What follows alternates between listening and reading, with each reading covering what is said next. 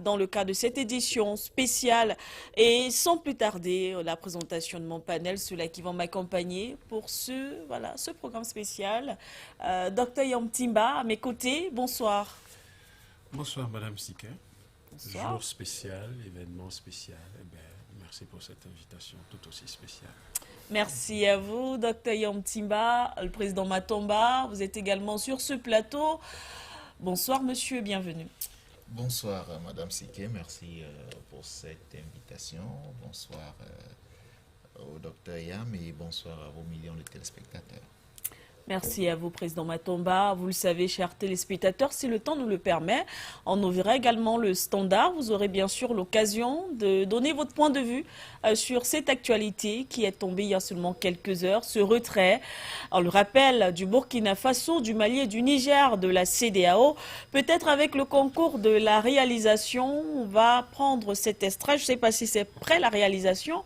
On va prendre cet extrait pour planter, bien sûr, le décor. Ensuite, on verra avec, une fois de plus, nos techniciens, si on pourra afficher ces différents communiqués. Mais d'abord, je vous invite à écouter attentivement cet extrait. On nous signale, en tout cas, pas encore. Mais on va quand même essayer de lire ce petit communiqué qui nous est parvenu, certainement à la rédaction de For You Media Africa en ce qui concerne ce retrait pour comprendre effectivement les raisons ou encore les motivations de ces trois pays. Ils sont revenus sur un certain nombre d'arguments. Je ne sais pas si la réalisation peut afficher ce communiqué. On voit en tout cas à l'en-tête, peut-être tout à l'heure, Burkina Faso, République du Mali, République bien sûr du Niger. Désireux de réaliser l'intégration entre les États de la sous-région, émus par les idéaux de fraternité, de solidarité, d'entraide, de paix, mais aussi de développement, les excellences, le général Aboubakar Sangoulé Lanzana, le général Moussa Traoré, le lieutenant-colonel Cheini Kounché, respectivement chef d'État de la Haute-Volta, actuelle Burkina Faso, du Mali, mais aussi du Niger, créaient 12 de leurs pères le 28, avec 12 de leurs pères le 28 mai 1975 à Lagos, la communauté économique des États de l'Afrique de l'Ouest, la CEDEAO. Après 49 ans d'existence, les vaillants peuples du Burkina, du Mali, du Niger constatent avec beaucoup de regrets, d'amertume et une grande déception que leur organisation s'est éloignée des idéaux de ses pères fondateurs et du panafricanisme. En outre, la CEDEAO, sous l'influence de puissances étrangères, trahissant ses principes fondateurs, est devenue une menace pour ses États membres et ses populations dont elle est censée assurer le bonheur. En effet, l'organisation n'a pas porté assistance à nos États dans le cadre de notre lutte existentielle contre le terrorisme et l'insécurité. Pire, lorsque nos États ont décidé de prendre le destin en main, elle a adopté une posture irrationnelle et inacceptable en imposant des sanctions illégales, illégitimes, inhumaines et irresponsables en violation de ses propres thèses, toutes choses qui ont davantage fragilisé les populations déjà meurtries par des années de violence imposées par des hordes terroristes instrumentalisées et téléguidées. Et pour sortir le communiqué précise face à cette situation qui perdure, leur Excellence, le capitaine Ibrahim Traoré, le colonel Assimi Goïta et le général de brigade Abdourahmane Tiani, respectivement chef de l'État du Burkina Faso, de la République du Mali et de la République du Niger, prenant toutes leurs responsabilités devant l'histoire et répondant aux attentes, préoccupations et aspirations de leur population, décident en toute souveraineté du retrait sans délai du Burkina Faso, du Mali, du Niger, de la communauté économique des États de l'Afrique de l'Ouest. Fait à Ouagadougou, à Bamako et à Niamey, le 28 janvier 2024, bien sûr, signé de, des représentants de ces, justement, trois États. Merci à la réalisation pour le communiqué et on va ouvrir, bien sûr, le débat. Tout à l'heure, on verra, peut-être au cours de l'émission, on prendra l'extrait. Dr Yom Timba, cette annonce.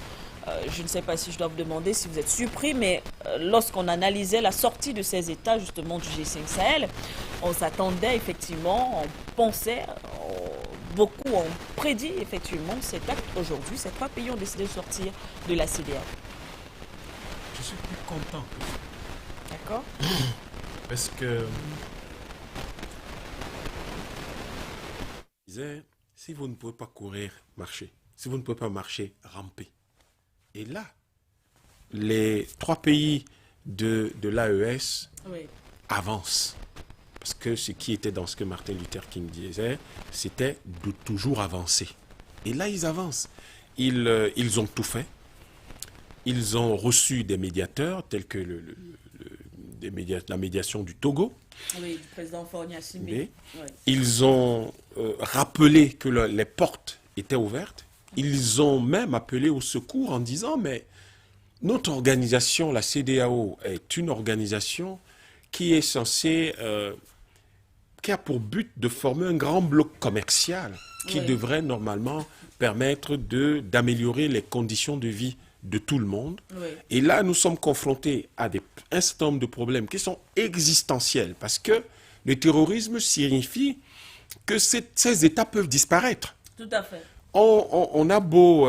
les dirigeants de ces États ont clairement en esprit la Somalie.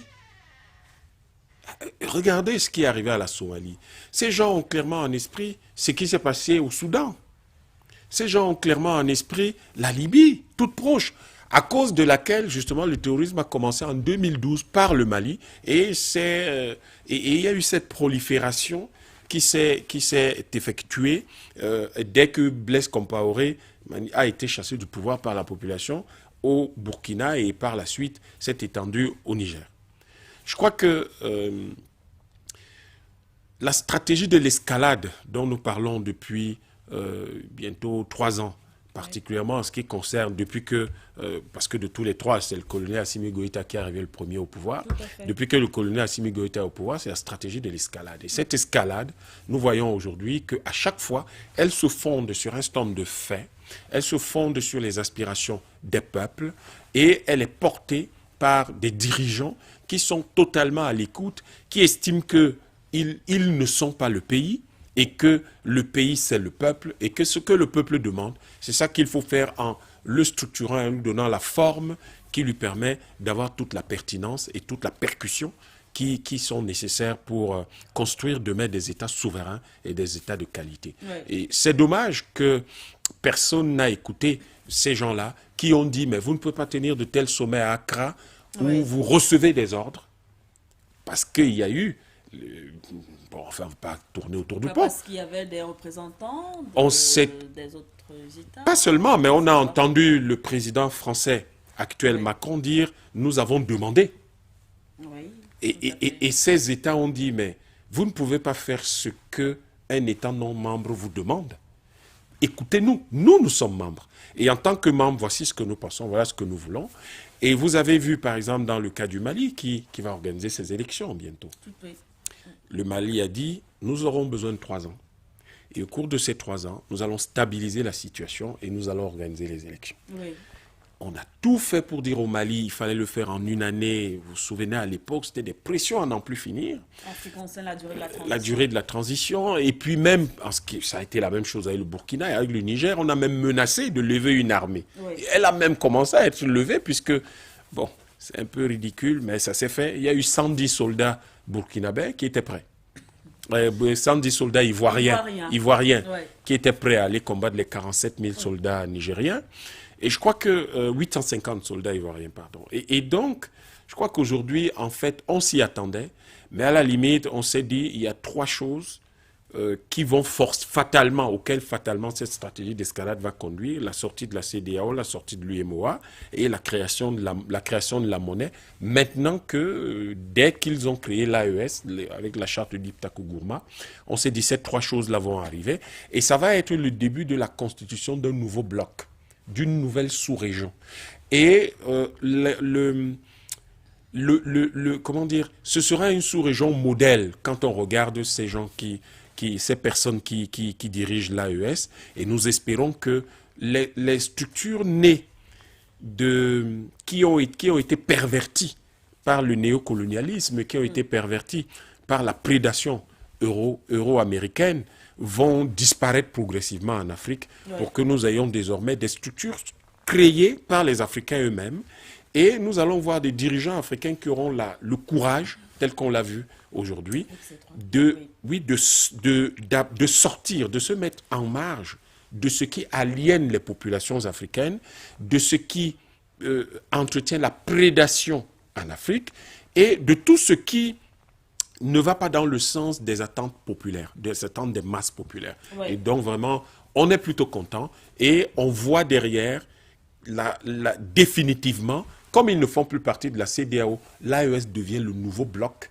qui remplace à la fois le G5 Sahel et la CEDEAO, oui. et qui va donc être la base à partir de laquelle on espère une nouvelle sous-région va se faire. Et qui sait, peut-être l'État fédératif du continent africain, voilà sa base qui vient aujourd'hui d'être créée à partir de ces retraits. On y reviendra certainement effectivement tout à l'heure en ce qui concerne cette alliance des États du Sahel créée par ces 3 États aujourd'hui, alors que après la création de cette alliance, on annonçait déjà la mort du G5 Sahel. Aujourd'hui, c'est la CEDEAO.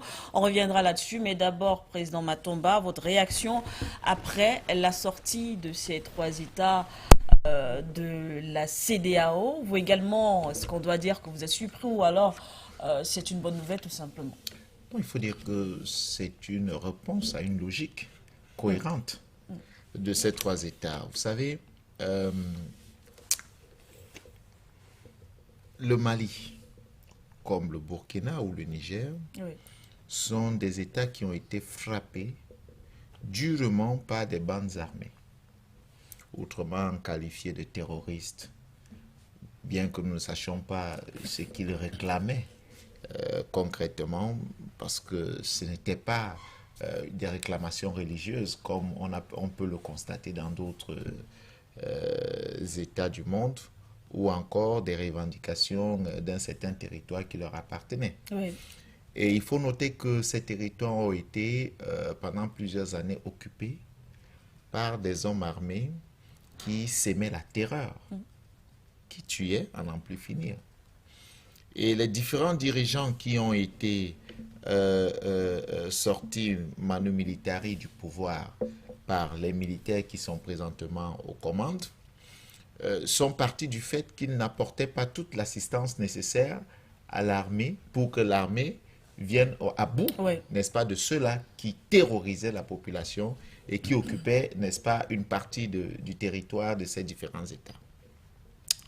Vous avez donc des hommes qui arrivent au pouvoir et qui disent, à côté de cela, il faut noter que la CEDEAO a toujours existé, comme tous les autres pays qui, soi-disant, ont apporté de l'aide à ces pays-là pour combattre, n'est-ce pas, ce que nous pouvons qualifier, ou alors ce qui serait qualifié de terrorisme. Le terrorisme, oui.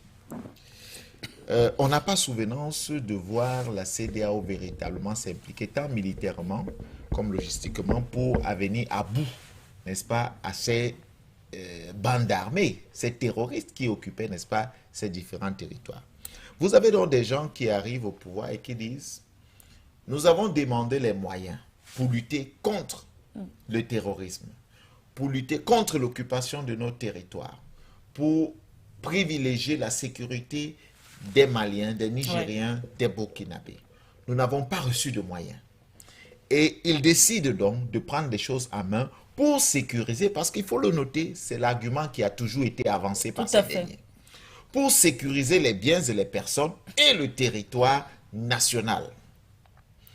Et lorsque ces derniers qui avancent cet argument se lancent dans le champ de bataille, qu'est-ce qu'ils reçoivent en retour? Au lieu de recevoir du soutien, ils reçoivent des sanctions. On leur demande d'éviter d'avancer sur ce territoire, mais d'organiser rapidement des élections pour qu'il y ait une sorte de transition apaisée. Pour remettre le pouvoir aux civils. Ils disent, le problème n'est pas de remettre le pouvoir aux civils parce que nous voulons même partir de là. Mais il faut d'abord, avant toute chose, que nous puissions sécuriser notre territoire et être sûr que les populations sont en sécurité. Parce qu'après tout, il ne faut pas oublier, Madame Siké, que ces militaires sont généralement des personnes qui ont juré, qui ont prêté serment pour défendre la nation, protéger les biens et les services et les personnes.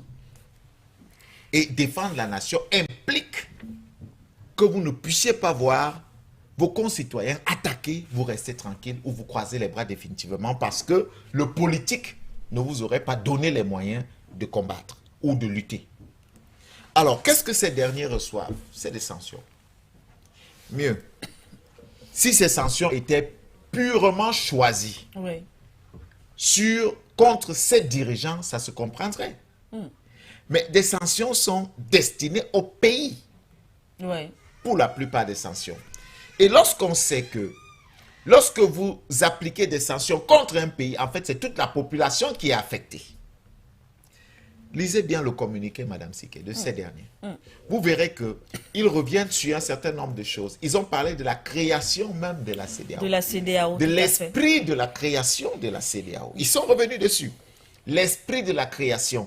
Et ils vous disent que cette CEDEAO aujourd'hui ne répond plus aux normes des pères fondateurs et du panafricanisme, qui se veut d'abord humanitaire, le panafricanisme, qui se veut coopératif.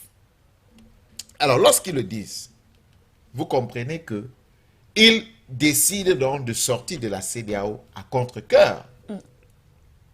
À contre-cœur parce qu'ils font partie des pères eux-mêmes, ces États fondateurs de la CEDEAO.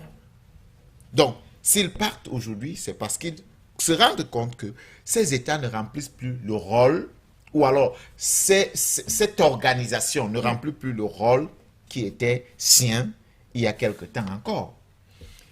Ces pays auraient souhaité avoir toute l'aide logistique, matérielle et financière de l'organisation pour combattre contre les terroristes. Chose qui n'est jamais arrivée. Bon, à partir du moment où ils se lèvent pour combattre contre le terrorisme, on dit, écoutez, vous êtes sanctionnés. Mais il faut le dire aussi, Madame Siké. Je viens de voir que la CEDEAO a sorti un communiqué très rapidement. La CEDEAO a répondu, pour dire qu'ils n'ont pas encore reçu de notification formelle. Et ils espèrent résoudre ce problème pacifiquement et que tout rentrera dans l'ordre. Bon, il faut aussi dire que la charte de la CEDEAO, à son article 91, parle du retrait d'un État. Si un État décide de se retirer, cet État, après avoir notifié l'organisation, a 1 an, si vous voulez. Tout à fait. Si au bout d'1 an, cet État n'a pas changé, de position, cet État est donc considéré comme sorti, n'est-ce pas, de la CEDEAO. Donc, il faut dire que ce qui est évident, c'est que la notification arrivera. J'ai vu que plusieurs personnes se disent, ah, est-ce que les visas seront suspendus? Est-ce que... Non, il y a 1 an encore pour que le retrait soit acté. Sauf si la CEDEAO, l'organisation, décide donc de violer ses propres tests et décide de punir, comme elle a fait dans le passé, le Mali, le Niger et le Burkina. Non, ne punir pas les autorités, mais les citoyens. Parce qu'en réalité, je crois pour ma part que la motivation, ou alors l'une des motivations de ces États viennent du fait que la CEDEAO a perdu son humanisme au détriment, n'est-ce pas, des appuis de ceux qui les mandatent.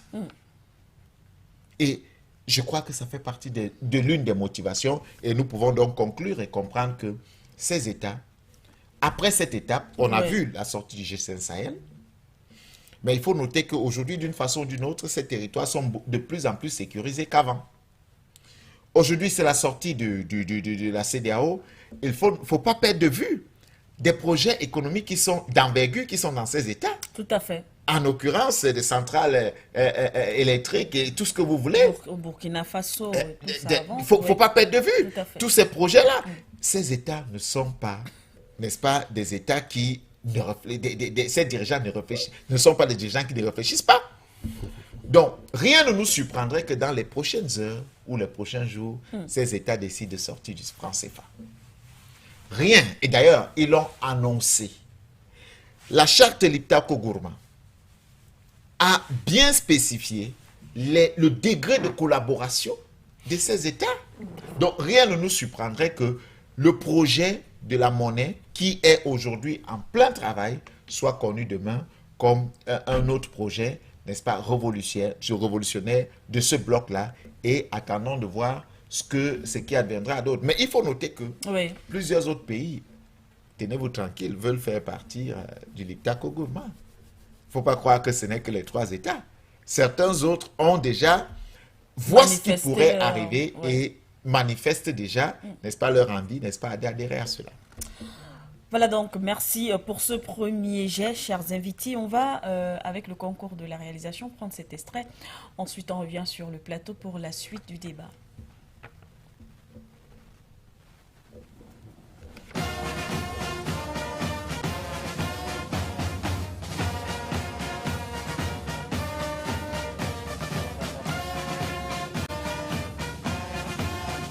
Communiqué conjoint du Burkina Faso, de la République du Mali et de la République du Niger. Désiré de réaliser leur intégration entre les États de la sous-région, émus par les idéaux de fraternité, de solidarité, d'entraide, de paix et de développement. Leur Excellence, le général Aboubakar Sangoulé Labizana, le général Moussa Traoré, et le lieutenant-colonel Seyni Kounké, respectivement chef d'État de la Haute-Volta, actuelle Burkina Faso, du Mali et du Niger, créés avec 12 de leurs pairs le 28 mai 1975 à Lagos, la communauté économique des États de l'Afrique de l'Ouest. Après 49 ans d'existence, les vaillants peuples du Burkina, du Mali et du Niger constate avec beaucoup de regrets, d'amertume et une grande déception que leur organisation s'est éloignée des idéaux de ses pères fondateurs et du panafricanisme. En outre, la CEDEAO, sous l'influence de puissances étrangères, trahissant ses principes fondateurs, est devenue une menace pour ses États membres et ses populations dont elle est censée assurer le bonheur. En effet, l'organisation n'a pas porté assistance à nos États dans le cadre de notre lutte existentielle contre le terrorisme et l'insécurité. Pire, lorsque ces États ont décidé de prendre leur destin en main, elle a adopté une posture irrationnelle et inacceptable en imposant des sanctions illégales, illégitimes, inhumaines et irresponsables en violation de ses propres textes. Toutes choses qui ont davantage fragilisé les populations déjà meurtries par des années de violence imposées par des hordes terroristes, instrumentalisées et téléguidées. Face à cette situation qui perdure, leur Excellence, le capitaine Ibrahim Traoré, le colonel Assimi Koïta et le général de brigade Abdraman Tchani, respectivement chef d'État du Burkina Faso, de la République du Mali et de la République du Niger, prenant toutes leurs responsabilités devant l'histoire et répondant aux attentes, préoccupations et aspirations de leur population, décident en toute souveraineté du retrait sans délai du Burkina Faso, du Mali et du Niger de la communauté économique des États de l'Afrique de l'Ouest, fait à Ouagadougou, à Bamako et à Niamey le 28 janvier 2024.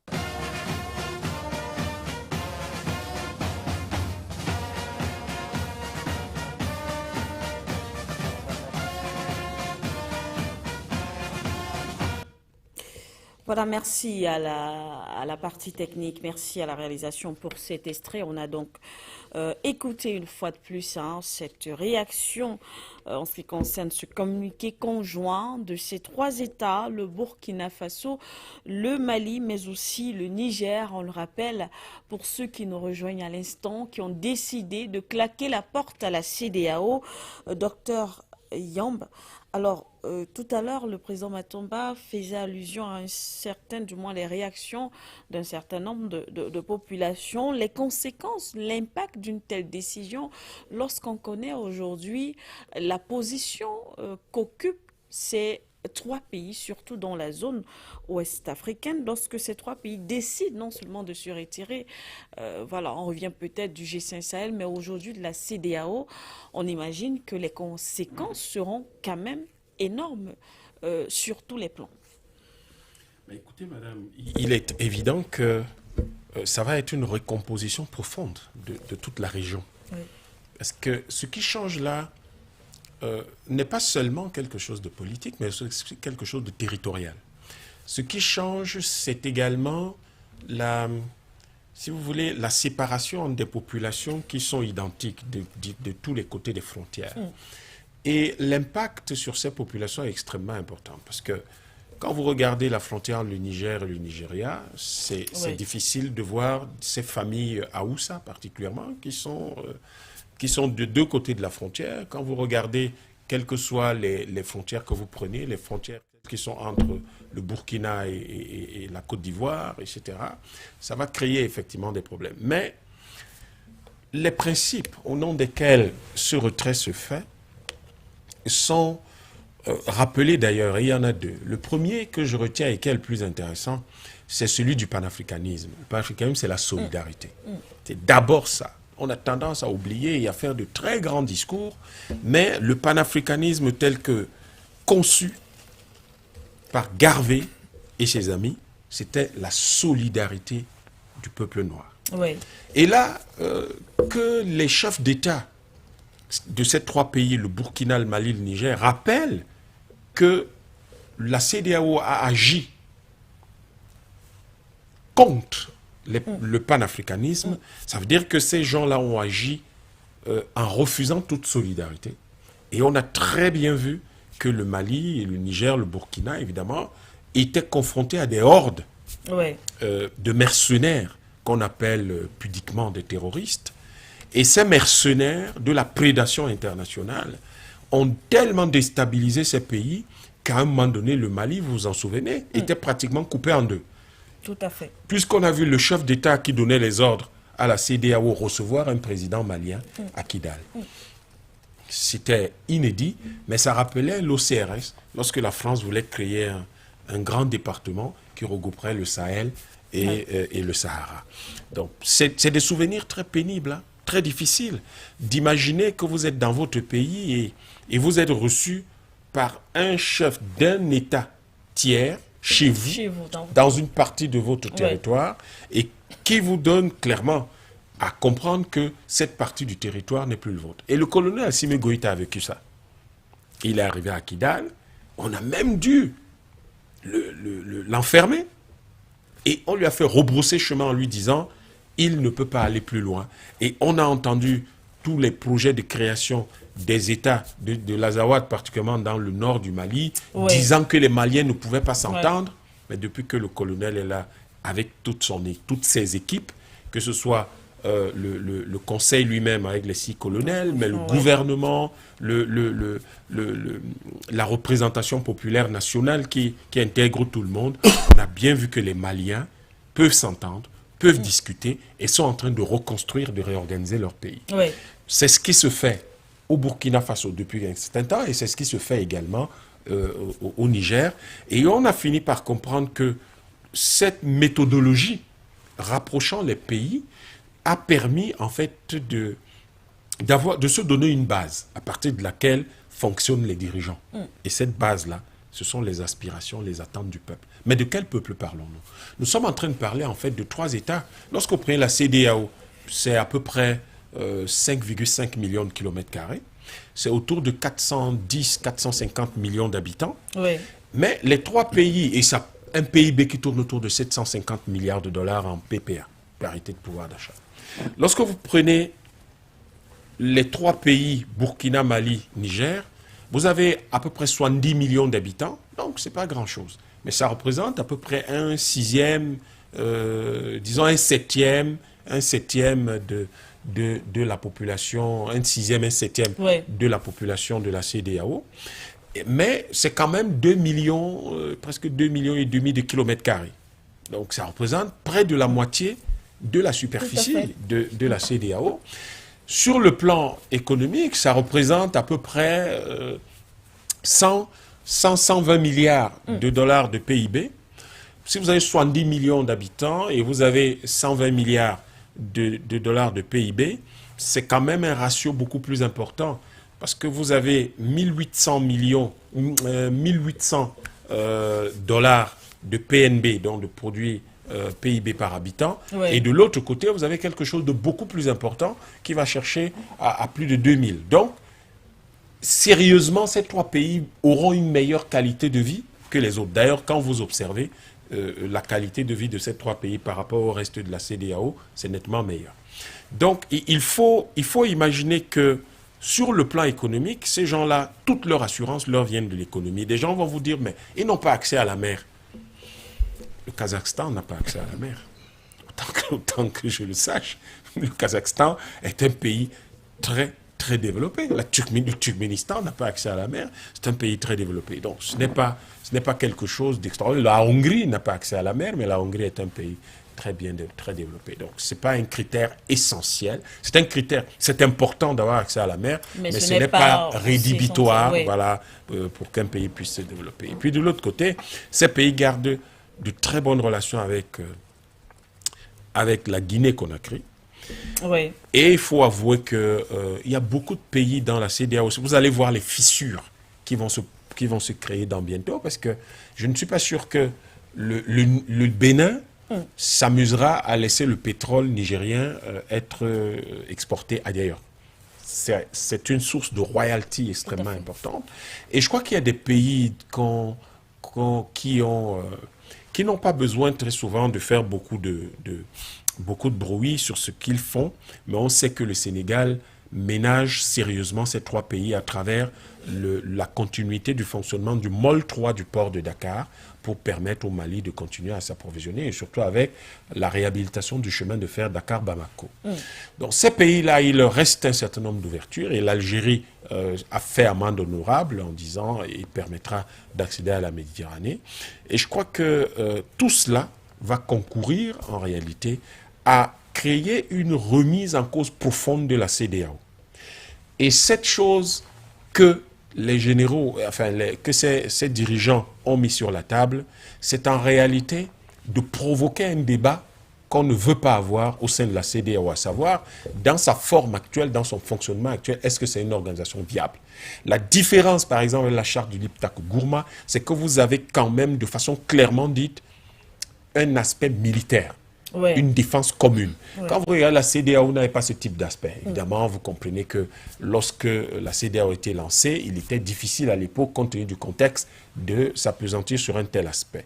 Mais les Foucault ont pris la place avec le temps et ont su rappeler à la CEDEAO à quel point, au Niger, au Mali, au Burkina, à quel point il leur était difficile de pouvoir les soutenir militairement. Mais bizarrement, lorsque les militaires posaient des actes, ils estimaient que là, ils trouvaient subitement le moyen de les rappeler à l'ordre, alors que c'était en violation des textes même de la CEDEAO. Donc, je crois qu'aujourd'hui, lorsqu'on s'appuie sur les éléments d'assurance de l'AES aujourd'hui, lui viennent de sa capacité à se défendre, de sa capacité à se défendre toute seule, grâce à cette plateforme commune de défense qu'ils ont créée avec la charte du Liptako Gourma, et qui reste ouverte à tous les pays intéressés, qui estiment qu'ils n'ont pas à rester des larbins de l'ordre et à continuer à prendre les ordres du président français, qui a déjà du mal à diriger son propre pays, qui sombre de plus en plus dans la misère. Là, on n'en parle pas, mais les grèves qu'il y a en ce moment en Europe, en France, en Allemagne, vont déstabiliser sérieusement l'Europe. Et vous voyez que cette sortie de la CEDEAO, c'est aussi une anticipation des dirigeants de ces pays pour ne pas se retrouver emportés par la débandade, par la dégringolade européenne, dont les conséquences sur un certain nombre de pays africains qui lui sont inféodés vont se sentir bientôt. Donc, il y a là quelque chose qui, voyez-vous, nous permet de nous rassurer sur les choix et les options stratégiques de ces pays-là, qui, d'ailleurs, sur le plan des projets économiques annoncés, je crois que nous devrions nous devrions nous arrêter et nous demander des gens qui sont sur des projets de centrales nucléaires, ceux qui sont sur des projets, là par exemple des usines de traitement des déchets miniers, des gens qui sont sur la reprise en main de tout un secteur stratégique comme l'uranium. Et on a vu dernièrement la tournée justement, et on voit ces partenaires qui sont de plus en plus tout autour de l'Iran, la Turquie, autres, la Russie, la Chine et les Émirats arabes unis, l'Arabie saoudite, tous ces pays qui comptent, parce que c'est ça qu'il faut dire. Tous ces pays qui comptent aujourd'hui et qui font basculer le monde dans l'option multipolaire menée par les BRICS et qui représente quand même aujourd'hui 40% du PIB mondial et un peu autant 45% de la population mondiale, ce qui veut dire le marché le plus grand dans le monde. Et tout ça permet de nous dire que stratégiquement, les dirigeants de ces pays réfléchissent non pas au monde de 2024, mais au monde de 2050. Et cette projection appelle les peuples maliens, burkinabés et nigériens à se libérer leurs forces, libérer leur créativité, se donner une perspective longue et non pas les débats interminables de la CEDEAO qui n'arrivent pas à créer une monnaie depuis 1980. Ou assurer la sécurité. Assurer la sécurité de toutes les populations qui ne voient pas du tout que lorsque 70 millions, un sixième de sa population est menacée, eh bien c'est tellement critique qu'il faudrait que les pays se mettent ensemble pour renforcer, pour étendre les missions de la CEDEAO vers des missions militaires. Mais pourquoi les gens ne le veulent pas? En réalité, c'est ça la question. Et pourquoi est-ce que les trois pays se retirent de la CEDEAO? Mais parce que ces pays, avec la charte du Liptako Gourma, vous vous en souvenez, l'idée d'une fédération est née. Effectivement, oui. En fait, l'idée de la fédération, on en discutait. Et puis, immédiatement après, il signe cette charte-là. Or, les deux éléments fondamentaux de cette charte-là, c'est d'abord la sécurité commune et ensuite une éventuelle fédération. Sauf que lorsque vous avez de telles idées et que vous avez des poids morts autour de vous qui ne peuvent pas suivre, vous êtes bien obligé de vous en départir pour pouvoir aller de l'avant. Et ça, c'est très important parce que la CEDEAO, c'est ce qu'elle n'a pas pu faire. Vous intégrez des éléments de sécurité militaire, vous êtes obligé de vous poser la question de savoir, cette sécurité militaire, on va la consolider, construire comment? La façon la plus sûre de la construire, c'est d'avoir une fédération. Et vous ne pouvez pas avoir une fédération sans avoir une monnaie. On sait aujourd'hui, sur la base des informations dont on dispose, qui sont des informations de première main. Forcément, il y aura une monnaie. Il ne peut pas y avoir d'autres étapes suivantes que la fédération et une monnaie. C'est pas possible. Si les trois pays s'arrêtent là tout de suite, vous voyez qu'il y a quelque chose d'inachevé. Il y a quelque chose d'inachevé. Nous sortons tous les trois de la CEDEAO, mais comment nous faisons pour être forts? Nous renforçons notre union. Et nous renforçons notre union à travers une fédération. Donc, nous créons un État, qui est un État fédéral, où les peuples, les pays restent tels qu'ils sont, mais avec un gouvernement qui est au-dessus des trois. Et nous créons notre monnaie. Parce que vous ne pouvez pas sortir de la CEDEAO et vous restez dans l'UMOA. Comment est-ce possible? Vous ne pouvez pas avoir ce genre de relation avec des membres de la CEDEAO. Ce serait une contradiction et vous aurez tous les blocages de la planète pour pouvoir avancer. Donc, il est manifeste que là... il est même peut-être possible que cette monnaie est déjà créée parce que... Elle existe déjà. Lorsque vous faites... Les conséquences sont directes en fait. Elles sont immédiates parce que là, qu'est-ce que la CEDEAO va faire? Elle n'a que deux réactions possibles. Elle rentre dans une activité diplomatique pour demander à ces pays de ne pas se retirer. Sauf qu'à ce moment-là, il y a quelque chose d'extrêmement intéressant. Ces pays vont négocier en position de force. Or, la demande minimale qu'elles vont mettre sur la table, c'est de revoir la configuration de la CEDEAO. L'autre aspect, ça peut être de commencer le grand bavardage, comme celui qu'ils ont commencé en menaçant le Niger. Mais au fond, ce bavardage apportera quoi? Vous ne pouvez pas attaquer ces pays aujourd'hui parce qu'on vous a vu essayer. Alors que le Niger a lui tout seul, avec 47 000 soldats, vous avez pu un seul pays a dit je peux mettre 850 soldats en mission. Bon, sauf si on est dans un film de Rambo où un seul soldat va taper va battre toute une armée. Mais sauf que ce n'est pas le cinéma là, Oui. c'est la vie réelle et on a Tout à vu fait. que la CEDEAO a reculé. Et donc aujourd'hui, je crois madame que ce qui nous attend dans les prochains jours, prochaines semaines et au plus tard les prochains 3-4 mois, Oui, ça va être certainement quelque chose sur la fédération, sur la monnaie la monnaie. et sur un peu plus d'intégration économique parce que voyez-vous, la plupart des projets qui sont faits dans cette zone-là sont des projets qui sont pratiquement Qui vont, en tout cas, oui, dans c'est-à-dire le que sens, oui, qui qui concernent convergent, les oui. 3 pays en même Ouais. temps. Et c'est ça qui est extraordinaire. Surtout que ces 3 pays partagent plus ou moins les mêmes réalités. Absolument. Donc, on va peut-être demander aussi à la réalisation d'afficher les différents numéros de téléphone. Pourquoi pas, si le temps nous le permet, on prendra quelques téléspectateurs. Donc, on va afficher les numéros de téléphone, voir à la maison. Il vous suffira tout simplement de composer ces numéros et d'appeler pour participer à cette édition spéciale. Président Matomba, alors, après le G5 Sahel, c'est bien sûr la CEDEAO. Il y a donc l'alliance des États du Sahel qui a été créée. Le docteur Yom le rappelait tout à l'heure, du moins il y a quelques instants. La prochaine étape, c'est forcément justement cette création de la monnaie unique qui va réunir ces 3 États.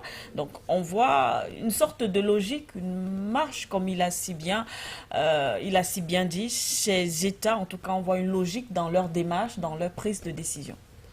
Bien évidemment, c'est d'ailleurs ce qui a été à l'entame de mes Oui. propos. Tout à l'heure, il y a une sorte de cohérence dans ce que les États du Sahel sont en train de faire. Et vous allez vous rendre compte que ils sont en train de réussir parce que en fait, une institution comme la CEDEAO a perdu la face. Et comme le docteur Yam le disait tout à l'heure, la CEDEAO est très loin d'être dans une posture des négociations où elle a un avantage. C'est vrai qu'elle a sorti tout de suite un communiqué. Déjà, le fait de sortir un communiqué aussi rapidement veut dire qu'elle n'a pas envie de voir la CEDEAO, n'est-ce pas, Ces 3 pays partir. se détruire. Parce que là, c'est une destruction à partir de l'intérieur, Madame Siké. Vous avez une organisation qui s'appelle la CEDEAO, qui, après le coup d'État au Mali, prend certaines positions, sanctions et autres. Au Burkina Faso, prend plus ou moins la même posture. En Guinée-Conakry, prend la même posture, mais hésite d'aller très loin, disant que c'est eux-mêmes. Oui. La Guinée a accès à la mer, la Guinée a sa propre monnaie, donc il faut être un peu trop regardant avant d'appliquer un type de sanction à la Guinée. Vous voyez que là, ils ont fait du 2 poids, 2 poids, 2 2 mesures. mesures. Alors, le Niger, ils disent non, ils vont envoyer une force militaire. Là, c'est l'erreur qu'il ne fallait pas faire. C'est-à-dire affirmer, non seulement donner un délai de 7 jours. Bon, on espère que les 7 jours ne sont pas encore totalement passés. Pas encore. Après, affirmer qu'il déclencherait une opération militaire sur ce pays-là si le retour à l'ordre constitutionnel n'était pas rétabli. Vous avez donc une succession, je vous parle de tout ça, madame, pour que vous compreniez que la succession d'échecs de la CEDEAO motive et encourage ces États à aller de l'avant. Madame Siké, ce qu'on ne dit pas assez, c'est qu'on veut vous faire croire que le Niger est un État pauvre, ce qui est faux. On veut vous faire croire que le Burkina est un État pauvre, ce qui est faux. On veut vous faire croire que le Mali est un État pauvre, ce qui est encore faux. Lorsque vous allez voir les contributions de ces États dans cette organisation, lorsque vous allez voir l'apport de ces États dans cette sous-région-là, vous comprendrez que ces États ne sont pas des États pauvres. Mieux, les dirigeants en arrivant à cette conclusion, c'est quoi le projet? Ils le disent clairement, le projet c'est de penser aux populations. Les dirigeants depuis un moment ont multiplié un type de partenaires qui n'étaient pas des partenaires privilégiés hier pour ces États. Ouais.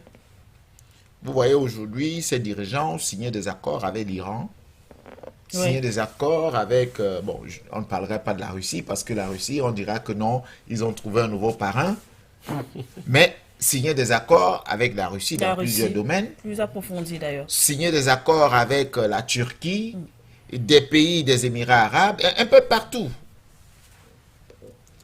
Mais vous comprenez que, et dans des domaines précis, vous comprenez qu'aujourd'hui, ces pays sont dans une logique de développement qui certainement sera très bénéfique pour leur population. Oui.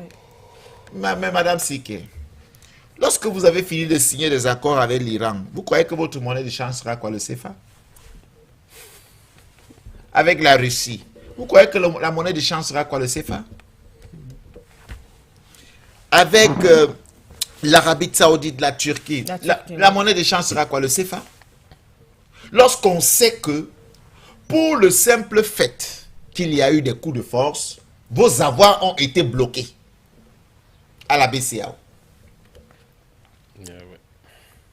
En fait, on a imposé à ces pays une sorte de survie qui a obligé ces pays à développer d'autres moyens pour qu'ils puissent, n'est-ce pas, non seulement nourrir leur population, mais exister en tant que pays. Parce que si on bloque tous vos avoirs, de l'argent que vous avez, qui vous appartient, on dit ce sont des sanctions. Ce qui vous appartient, on vous sanctionne, on bloque.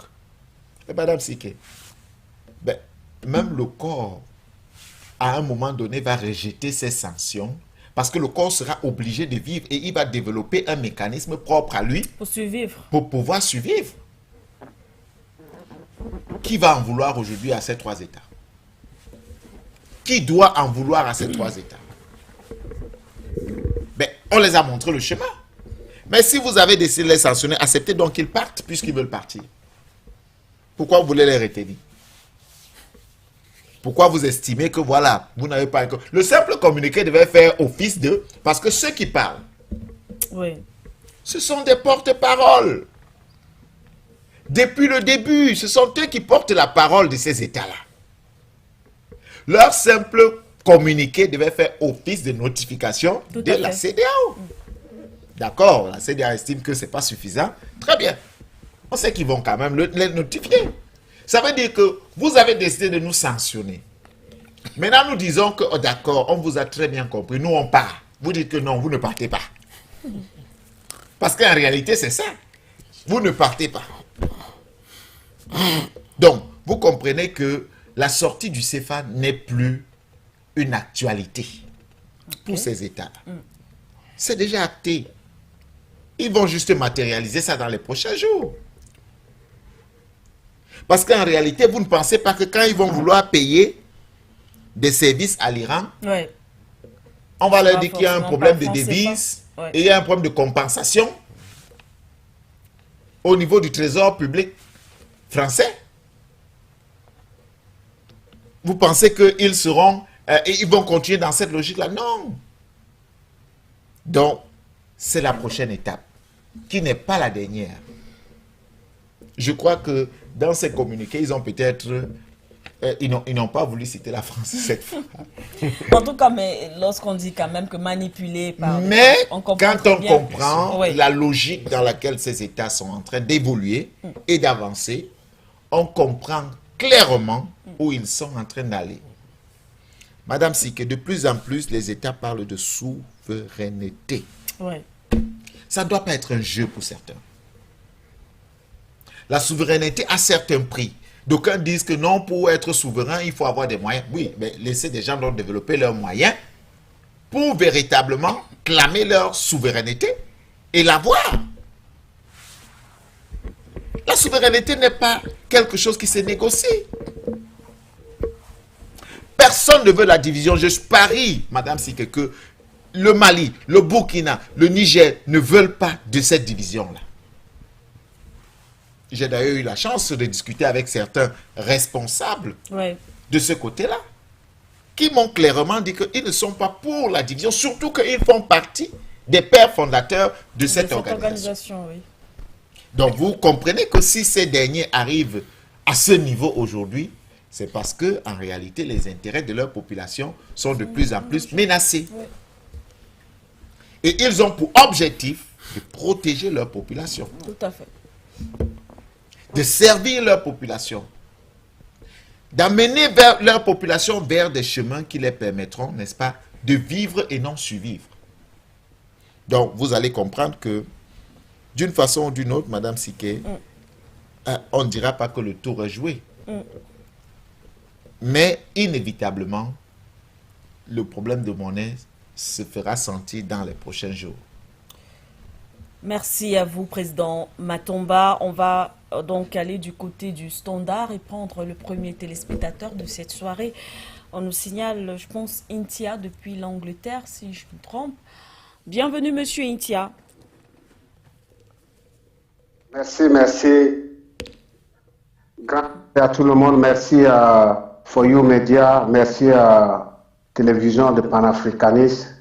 Votre télévision, ça nous réveille beaucoup pour libérer notre continent. La reine Sike, je vous dis, les ancêtres sont avec vous. Vous m'entendez? Très bien, Monsieur Intia, très bien. Vous m'entendez? Oui, oui. Allô? Oui. Oui, allô. Allô, vous êtes en direct. Allô? Je parle de retour. Vous êtes en direct. Je ne sais Allô? pas si la réalisation peut dire à M. Intia qu'il est en direct. Monsieur Intia, vous êtes en direct. Vous m'entendez? Je parle de retour. Oui. Ah, ok.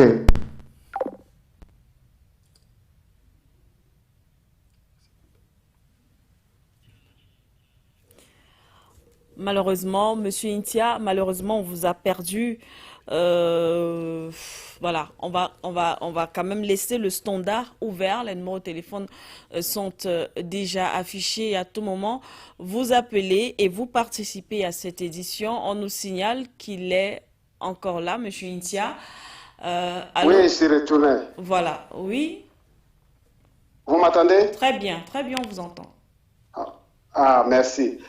Je dis grand salut, merci aux techniciens de For You Media et je vous dis aussi salut à tout le monde et la reine Sike avec mon grand Nyantimba et Matumba. Tous les deux, vous avez des noms qui se ressemblent.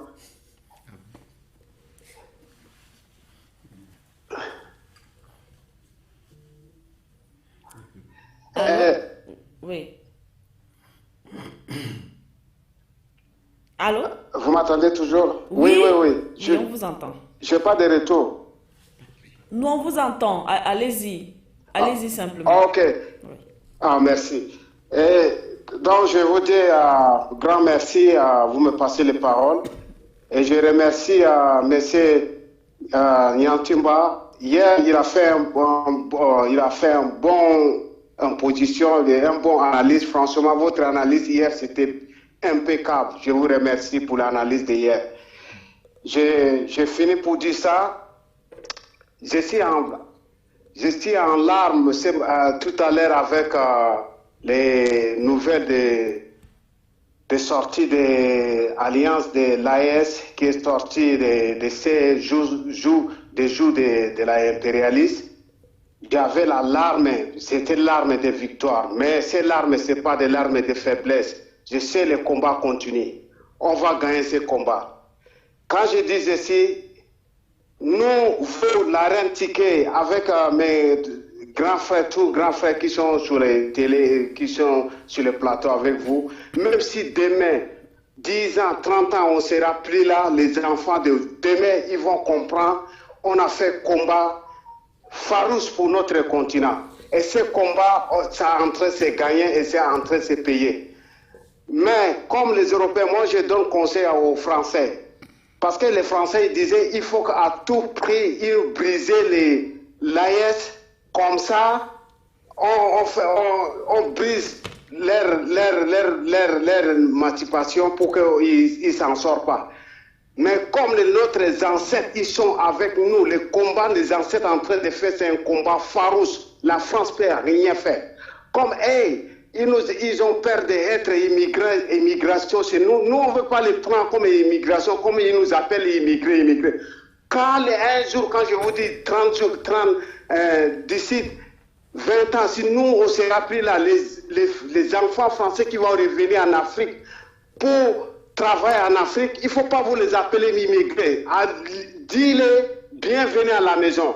Parce que nous, on n'est pas méchants. Nous, on est des êtres humains, on est des premiers humains dans ce monde. On est des berceaux de l'humanité. Nous, on veut que toutes les humanités soient avancées ensemble. Mais comme c'est la brutalité, c'est la tuerie, c'est les mensonges, c'est banditisme, ils vont se couler dans leur banditisme. Mais nous, on va s'en sortir. Je vous dis, sortir de l'alliance de l'argent, ils vont sortir d'ici quelques temps. Moi, à mon philosophie, je pense d'ici 21 avril, l'argent va sortir. Voilà. Je vous dis, l'arme de victoire que j'ai eue aujourd'hui, ce n'est pas de l'arme de faiblesse. C'est une arme vraiment de combat. Mais on va s'en sortir de ce combat. Je laisse les antennes pour les autres qui vont appeler et que notre ancêtre vous protège et tout le monde soit heureux. Merci. Merci à vous, monsieur. Merci à vous, Intia. Merci pour cet appel depuis, bien sûr, l'Angleterre. On rappelle, on l'a dit tout à l'heure, il y a eu cette réaction également de la CEDEAO à la suite de la décision de ces 3 pays de sortir de cette organisation. Et bien sûr, la CEDEAO peut être... une fois de plus avec la réalisation, ce communiqué à l'attention de la Commission de la Communauté économique des États de l'Afrique de l'Ouest a été attiré sur un communiqué diffusé sur les télévisions nationales du Mali et du Niger annonçant la décision du Burkina Faso, du Mali, du Niger de se retirer de la CEDEAO. Peut-être un petit commentaire là-dessus avant de poursuivre, Dr Yamtimba. Il n'y a pas eu notification, c'est vrai qu'en matière de procédure, mais il n'y a pas eu de notification directe si on s'en tient au communiqué de la CEDEAO. Les membres de la CEDEAO l'ont appris comme ça à la télévision ou alors comme nous, les réseaux sociaux. Est-ce que ça dénote, je sais pas, de cette inimitié qui existe aujourd'hui entre ces États, ou alors ça peut faire partie de la procédure? Non, alors il y a ceci, il faut que la CEDEAO soit conséquente et qu'elle soit un peu cohérente. Vous avez sanctionné des gens, vous avez dit qu'ils ne viennent pas chez vous. Ils vont venir vous notifier où? Ils vont faire comment? Ils vont envoyer les pigeons? Par courrier? Quel courrier? Puisque ceux qui sont censés transporter le courrier ne viennent pas chez vous. Vous avez dit qu'ils peuvent pas, les avions ne peuvent pas partir de chez eux vers chez vous. Les camions ne peuvent pas passer de chez eux vers chez vous. Ils vont faire comment? Ils ont envoyé les pigeons avec ça. Et puis, soyons sérieux. Quelqu'un ne veut plus faire partie d'une organisation. Vous avez vraiment le sentiment que sa préoccupation première, c'est de vous le notifier. Il a émis un communiqué. Vous n'avez pas limité. Parce que vous avez dit, vous devez être notifié. Oui. Vous n'avez pas limité les moyens de notification.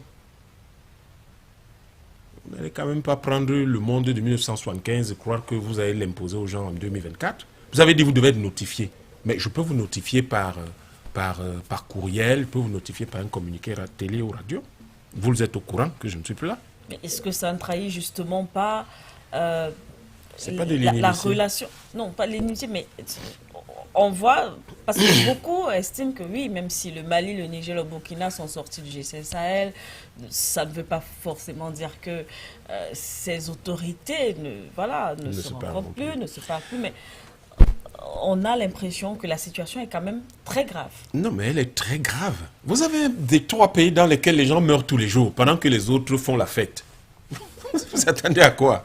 Mais en fait, c'est que j'ai comme l'impression que vous avez ce communiqué de la CEDEAO trahit une espèce d'abord de l'incohérence, mais une espèce d'insouciance de top management de la CEDEAO et de toute la conférence des chefs d'État qui ne se rendent pas compte que pendant qu'ils font la fête à Abidjan et en Côte d'Ivoire, Madame Sika, vous savez qu'hier des gens sont morts au Mali, au Niger et au Burkina. Mais pendant ce temps, les autres font la fête. Oui. Alors, ils ne se rendent pas compte qu'il y a une sorte de rupture, de hiatus entre leur vécu et le vécu de ces 3 pays-là. Je crois en même temps qu'il ne faut pas danser plus vite que la musique. Oui. Les 3 pays devaient d'abord commencer par informer leur population, d'où le communiqué. Okay. Et devaient dire au monde, à toute l'Afrique, à toute leur population et au monde, les décisions qui ont été prises après consultation de leur peuple. Parce que là, il faut aussi faire une différence. Eux, ils prennent des décisions après consultation de leur peuple. Oui. C'est clairement dit, les aspirations, les attentes de leur peuple. Oui. Donc, ils réagissent. En fait, ces gens-là ne parlent pas d'abord à la CEDEAO. Et c'est ça, l'attitude des États souverains. Ils ne parlent pas d'abord à la CEDEAO. Ils parlent d'abord à leur peuple. Ils ont parlé à leur peuple. Maintenant, les procédures diplomatiques de notification, ça viendra. Pourquoi la CEDEAO veut danser plus vite que la musique? Elle devrait attendre et se dire, bon, on va voir, ils ont sorti le communiqué, ils sont adressés à leur peuple, ils ont dit ils nous ont dit finalement à quoi ont abouti les discussions, les échanges, les débats dans leur pays. Est-ce qu'ils vont nous notifier selon la procédure telle qu'elle existe? Je veux dire qu'après, ils vont certainement donner à une messagerie d'aller leur remettre cela. Comme apparemment les sanctions ne frappent pas les chevaux, peut-être qu'ils vont mettre quelqu'un sur un cheval, ils vont envoyer une estafette qui ira de Niamey à Abuja pour leur remettre ça. Mais croyez-moi, ces gens-là sont beaucoup trop intelligents pour savoir qu'ils doivent négocier, qu'ils doivent notifier la CEDEAO, et ils trouveront un moyen. C'est-à-dire que quelle que soit la situation, ils trouveront un moyen. Ils ont déjà prouvé qu'ils sont capables de se débrouiller et de trouver des solutions à des choses impossibles. Oui. Donc, je crois qu'en fait, le fond du problème qui est dans votre question,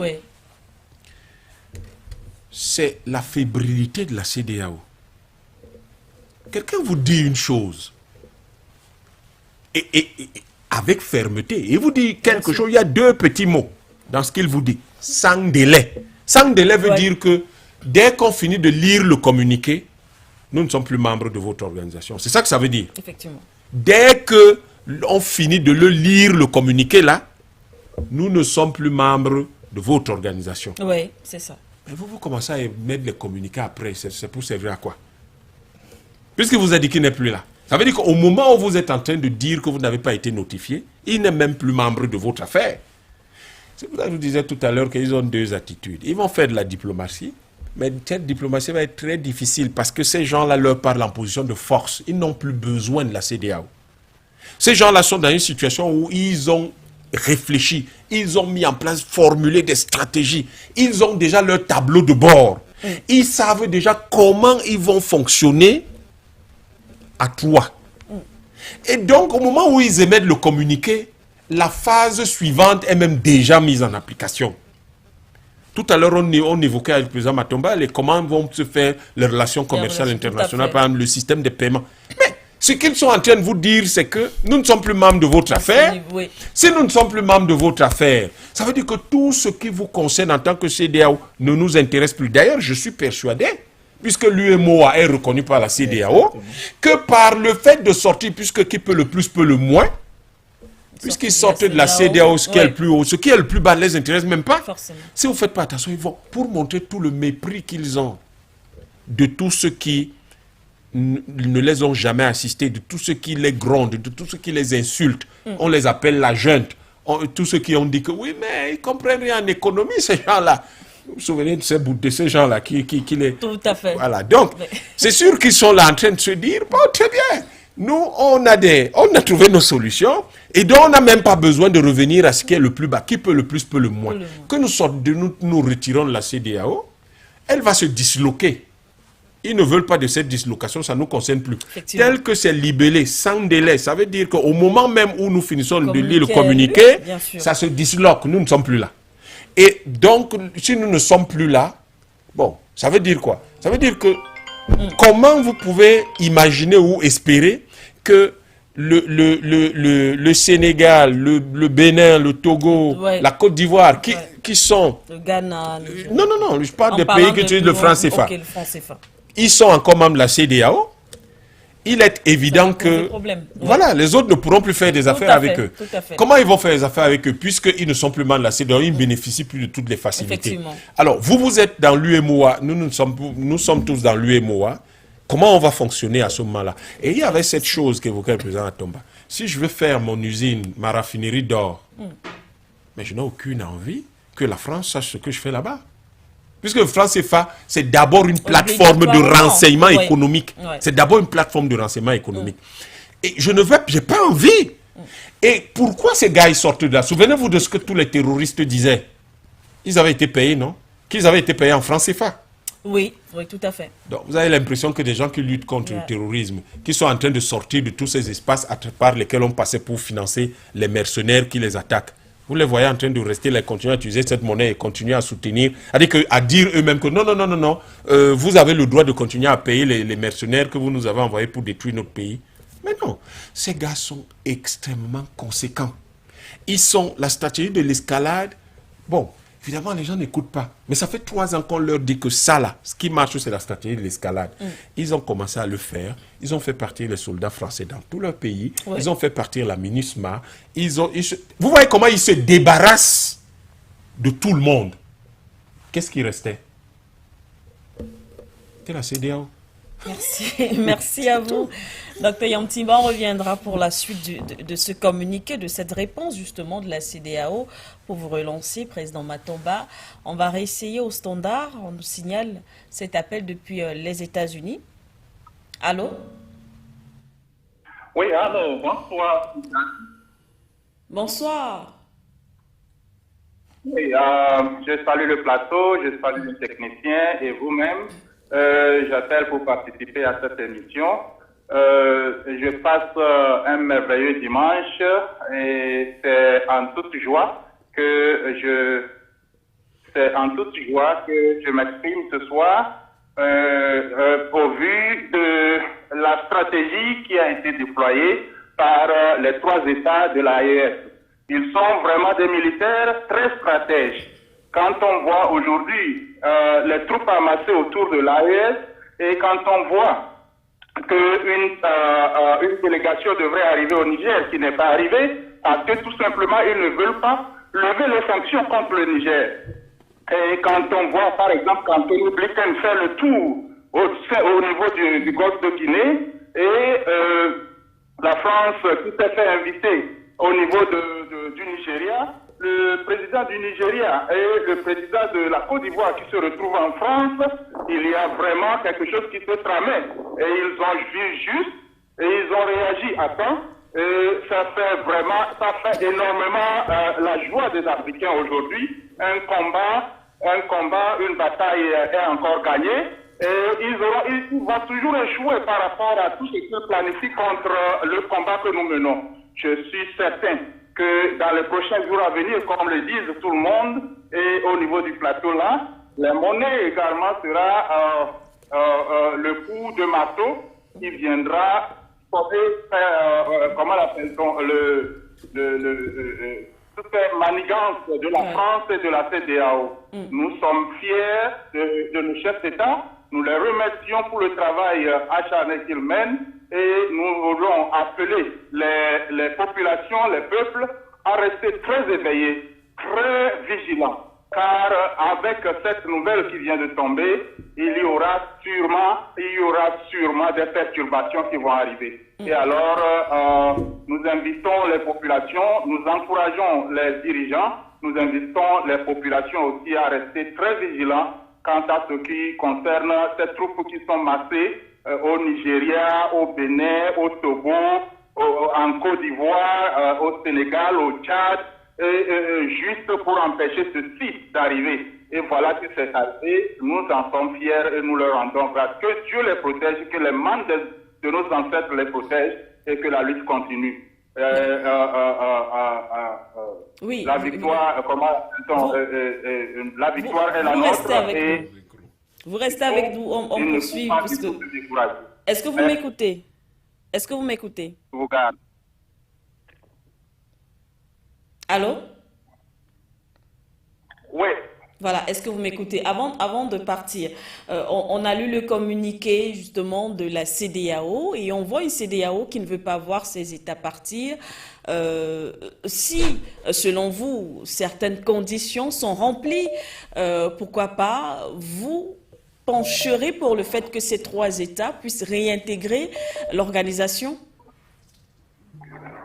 Nullement. Il n'y a pas de retour en arrière. Il n'y a pas de retour en arrière. À mon avis, ce qu'il faille faire aujourd'hui, s'il y a négociation, quoi qu'il en soit, c'est justement à propos de tous les avoirs de ces pays qui ont été bloqués pendant trop longtemps. Et je crois que c'est sur ce terrain qu'il faut maintenant batailler. Quant à ce qui concerne un retour éventuel à la CEDEAO, jamais. Il ne faudra plus le faire parce que ce sera un coup porté à la lutte, à la révolution qui est en train d'être menée. Il ne faudra pas commettre cette erreur-là, je crois, à mon avis, qu'il ne faudra pas commettre cette erreur-là. Parce que ils ont vu qu'on leur a coupé les herbes sous les pieds et ils sont en panique. Je vous assure qu'à l'heure actuelle, ils seront en train de voir qu'est-ce qu'ils vont faire. Ils seront en train de réfléchir, ils seront en cours d'idées et ils sont désemparés. Et il va falloir pondre un tel communiqué juste pour rassurer le temps de chercher encore d'autres subterfuges. Il ne faudra pas revenir, jamais revenir sur ces pas. Merci à vous, cher monsieur. Merci pour votre commentaire. Merci d'avoir participé à ce débat. Avant de retourner au standard, on va poursuivre la lecture de ce communiqué, peut-être le temps de caler le prochain téléspectateur. Alors, la commission de la CEDEAO n'a pas encore reçu de notification formelle directe des 3 États membres concernant leur intention de se retirer de la communauté. La commission de la CEDEAO, sous la direction de l'autorité des chefs d'État et de gouvernement, a travaillé assidûment avec ces pays pour la restauration de l'ordre constitutionnel. Le Burkina Faso, le Niger et le Mali restent des membres importants de la communauté et l'autorité reste déterminée à trouver une solution négociée à l'impasse politique. La commission de la CEDEAO reste saisie de l'évolution de la situation et fera de nouvelles déclarations à mesure que la situation, évolue. Fait Abuja, ce 28 janvier 2024. Président Matomba, lorsqu'on lit ce communiqué de la CEDEAO, on voit une organisation, on risque de me tromper, qui ne semble pas avoir intégré que ces 3 pays, justement, sont partis, puisque on voit une organisation qui dit, nous on suit de près l'évolution de la situation de ce côté-là. L'autorité travaille assidûment à ce que ces pays, que la restauration de l'ordre constitutionnel soit restaurée. Donc on voit une CEDEAO qui continue, qui poursuit en tout cas son cahier de charges, si on peut le dire ainsi, en ce qui concerne ces 3 États. Le temps pour vous, peut-être avant de répondre à cette question, on va rentrer au standard, ensuite on reviendra vous prendre. Depuis la Côte d'Ivoire, allô? Monsieur Kakou, Ça va? Oui, bonsoir. Oui, allô? Oui, bonsoir madame. Bonsoir. Bienvenue, on vous écoute. Oui. Bon, vraiment merci beaucoup pour m'avoir sollicité là. Bon, j'appelle là pour moi, c'est pour poser seulement une question. Oui. Est-ce que vous êtes sûr, hein? Est-ce que vous êtes sûr que ce qu'ils ont commencé là, est-ce qu'ils peuvent aller au bout? Parce qu'il y a 2 choses qui font la progression, le développement d'un pays. Oui. Ouais. Il y a la monnaie, il y a l'économie, et puis l'armée. Oui, non? Oui. Voilà. Quand tu as une armée forte, quand tu as vraiment une grande économie qui est régie par l'argent, par les finances. Oui. Est-ce que vous êtes sûr que ces trois pays-là, est-ce qu'ils pourront arriver, est-ce qu'ils pourront aller jusqu'au bout de ce qu'ils ont commencé? Est-ce qu'ils ne seront pas déstabilisés? C'est là ma crainte. C'est la question que je voulais poser. Votre crainte est au niveau d'un risque de déstabilisation, ou alors vous pensez que peut-être sur le plan financier, sur le plan politique, avec toutes ces sanctions, ils ne pourront pas tenir? Tout à fait, c'est ça. Au niveau de la déstabilisation de ces pays-là, oui. Est-ce qu'ils pourront vraiment, est-ce qu'ils pourront aboutir? Est-ce que ce qu'ils ont commencé, est-ce que ça pourra vraiment avoir le jour? Voilà, c'est là ma question. Oui. En tout cas, moi, je suis très inquiet. Merci.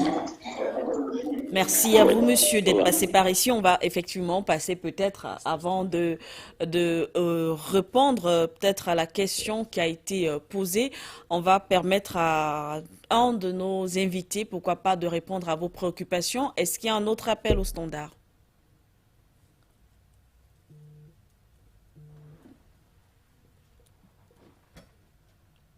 Allô?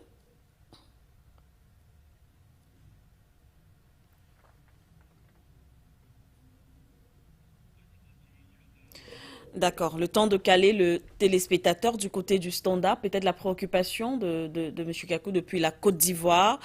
Est-ce que ces trois pays aujourd'hui, pour lui, est-ce que ces trois pays vont arriver justement à mettre en place ou alors à concrétiser leur projet? C'est l'une de ses interrogations parce qu'il a peur, il pense qu'on ne les laissera pas justement arriver jusqu'au bout. Voilà, pas de déstabilisation. Il faut dire déjà à M. Kouakou que nous ne pouvons pas lire dans la boule de cristal. Mais l'évidence c'est que ces pays sont conséquents. Ce n'est pas une décision prise à la hâte. C'est une décision mûrie. C'est une décision qui a pris du temps, qui a fait du chemin. Souvenez-vous, M. Kouakou, que lorsque la CEDEAO a donné un certain nombre de jours au Niger pour le retour à l'ordre constitutionnel, sinon ils vont attaquer militairement, vous avez vu dans la foulée une charte de Niktako Gouma qui a été signée.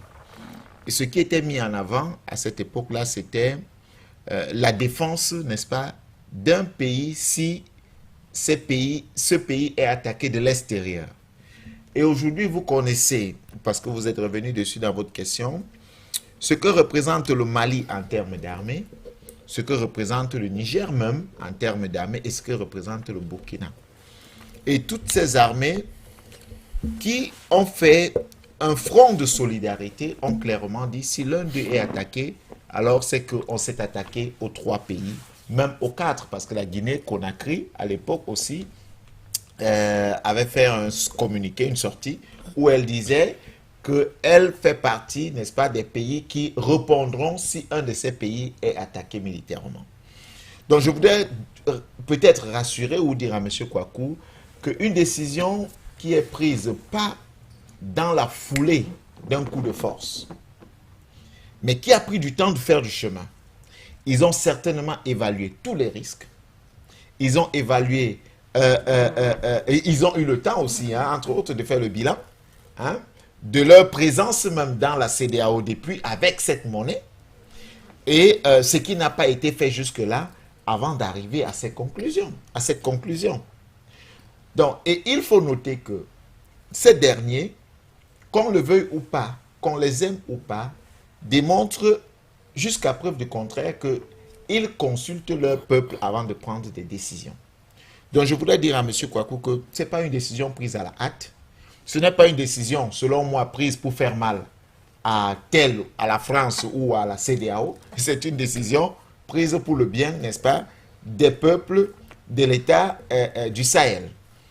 Maintenant, Madame Siké, je reviens sur votre question de tout à l'heure. Oui, avant, on a un téléspectateur en ligne. Alors, on va prendre un téléspectateur, cette fois-ci, hein, depuis la France, qui nous appelle. Allô? Oui, bonjour. Je suis Stéphana, je vous appelle de France, notamment de Marseille. Oui. Et je vous appelle j'appelle, c'est pour la première fois. Je tiens déjà à vous saluer. Je vous suis souvent, mais j'appelle pas. Et je connais pas le nom de tout le monde, mais je tiens à vous remercier de m'avoir accordé cette opportunité. Et voilà. Donc, c'est que j'ai eu en fait les informations concernant la sortie des 3 États de Sahel de la CEDEAO, et c'est vraiment un moment de joie, et je jubile. Et donc moi, c'est une initiative que tout le monde doit suivre. Il faut féliciter ces 3 présidents qui ont vraiment pris cette initiative, parce que c'est pas vraiment une mince affaire pour pouvoir faire ce genre de choses. Au jour d'aujourd'hui, vu qu'ils sont entourés par des États qui sont hostiles à leur projet et surtout au projet panafricaniste. Et ce que je voudrais dire aussi, je voudrais que tous les présidents qui prennent conscience aussi que cette lancée, cette dynamique qui commence, par exemple le président ivoirien, le président tchadien, il faut qu'ils pensent à l'histoire. Et dire que voilà, il faut qu'ils amènent aussi leur grain de sel quelque part pour pouvoir aider la jeune génération africaine afin qu'ils puissent sortir de cette soumission, de cette insulte, et qu'il y ait vraiment une réelle indépendance. Et je demande aussi au président centrafricain de s'associer, de créer cette coalition A4. L'Union européenne n'a pas commencé par 10 pays. Il y a l'époque l'Angleterre, la France et l'Italie, à s'ensuivre les autres États. Donc, tenez bon, quelle que soit la situation, la menace de la CEDEAO, ne s'oublie pas, et on est là, on vous soutient partout. En Europe, partout ailleurs, on vous soutient, on est derrière vous. Voilà, mes quelques mots. Oui. Merci beaucoup, monsieur. Merci d'avoir appelé et bienvenue sur Forum Média Africa. On espère vous avoir de temps en temps dans le cadre de nos différentes éditions. En tout cas, ce sera toujours un plaisir de vous recevoir ici. Alors, on va, Président Matomba, poursuivre avec vous. Peut-être, oui, répondre à la question. Ensuite, on pourra rentrer au standard pour prendre peut-être 2 derniers téléspectateurs et faire le dernier tour de table. Oui, je voulais dire que la célérité avec laquelle la CEDEAO a répondu, du moins a sorti un courrier, c'est ce qui m'étonne et ce qui me surprend. Ça montre à suffisance que, comme ils l'ont d'ailleurs dit dans ce courrier, ils sont très très attentifs, ils sont même plus attentifs suivre que la ce qu'on situation de imagine. très près, oui. Qu'un communiqué fasse tout de suite un communiqué radiodiffusé, fasse tout de suite une sortie, justifie une sortie de la CEDEAO de la sorte. Vous voyez la célérité, Madame Séké. Il faut comprendre que ces États sont alors d'une importance capitale même pour la CEDEAO. Et vous verrez que certainement un sommet extraordinaire sera convoqué en passant pour essayer de voir qu'est-ce qu'il faut faire, est-ce qu'il faut donc les admettre, est-ce qu'il faut. Mais je crois pour ma part que c'est parti pour un chemin de non-retour pour ces 3 États-là. Et aujourd'hui, d'une façon ou d'une autre, qu'on le veuille ou pas, ils sont beaucoup plus en situation de force. Ils ont une posture beaucoup plus élevée, même s'il faille, n'est-ce pas, que ces États décident de négocier demain un éventuel retour ou alors un maintien, si vous voulez. Mais ces États sont aujourd'hui en position de force. Mais alors, vous voyez, c'est très amusant de voir un peu, quand on lit ce communiqué, je le disais tout à l'heure, vous avez des États que vous avez décidé de suspendre. Vous ne les recevez plus dans vos réunions publiques et même privées. Vous dites qu'ils n'ont plus le droit d'être là. Vous invitez d'autres personnes qui ne représentent pas ces États. D'accord. Ces États disent, nous avons pris note. Nous actons le fait que vous dites que nous ne faisons plus partie de votre organisation. Maintenant, nous vous annonçons officiellement que nous ne faisons plus partie de votre organisation. Et vous vous dites non, ça ne se passe pas comme ça. Vous ne partez pas. Nous devons voir si politiquement, pacifiquement, nous pouvons résoudre ce problème et tout. Mais il fallait commencer par lever toutes les sanctions. en sachant que ce ne sont pas des individus que vous sanctionnez. Ce sont les populations que vous sanctionnez. D'ailleurs, grâce à ces sanctions, vous avez certainement attiré l'attention de ces États sur ce qu'il fallait faire pour que ça marche. Madame Siké, les sanctions ont toujours démontré leurs limites. Regardez ce qui s'est passé en Russie. Après toutes les sanctions, l'économie russe aujourd'hui est à quel niveau? Elle ne s'est jamais aussi bien portée qu'avant. La Libye, pourquoi le guide libyen meurt?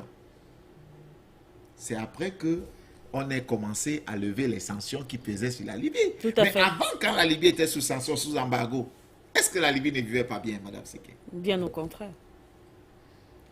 Les sanctions, lorsqu'on les prend, lorsqu'on ne mesure pas les conséquences, elles aboutissent à ce type d'opération. Parce que ce qu'on voit là aujourd'hui n'est que la conséquence du mauvais choix des sanctions. Ou alors des sanctions prises sans consultation des peuples qu'on décide de sanctionner. Et même, il faut noter qu'il y a eu une violation de la charte de la CEDEAO dans la prise de ces sanctions. Il y a eu une violation de la charte. Donc aujourd'hui, la CEDEAO dit, parce que dans son article 91, si vous voulez, de la charte, de la CEDEAO, il est clairement dit que tout membre désireux de se retirer de la communauté notifie par écrit dans un délai d'1 an sa décision au secrétaire exécutif qui en informe les États membres. À l'expiration de ce délai, si sa notification n'est pas retirée, cet État cesse d'être membre de la communauté. Donc la CEDEAO veut s'appuyer sur cet article 91 pour dire nous n'avons pas reçu de notification écrite. Mais ces États se sont adressés à leurs citoyens. Et on sait que ces États font tout pour rester dans le politiquement correct. Depuis le départ. Donc, certainement, une autre va arriver de ce côté-là. Pour dire, bon, voilà, nous, avec effet, bien évidemment, immédiat sans délai. Avec effet immédiat.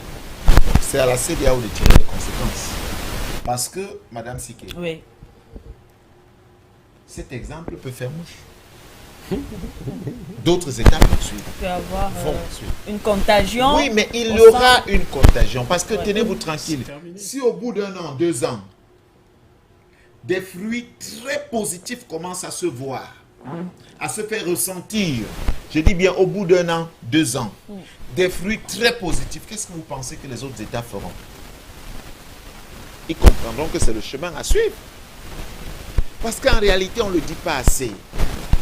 La prison économique dans laquelle ces États, la plupart de ces États appartenant aux francs CFA sont, c'est cette prison, c'est dans cette prison qu'ils sont en train de sortir. Parce que tout est question d'économie là. Tout est question d'économie.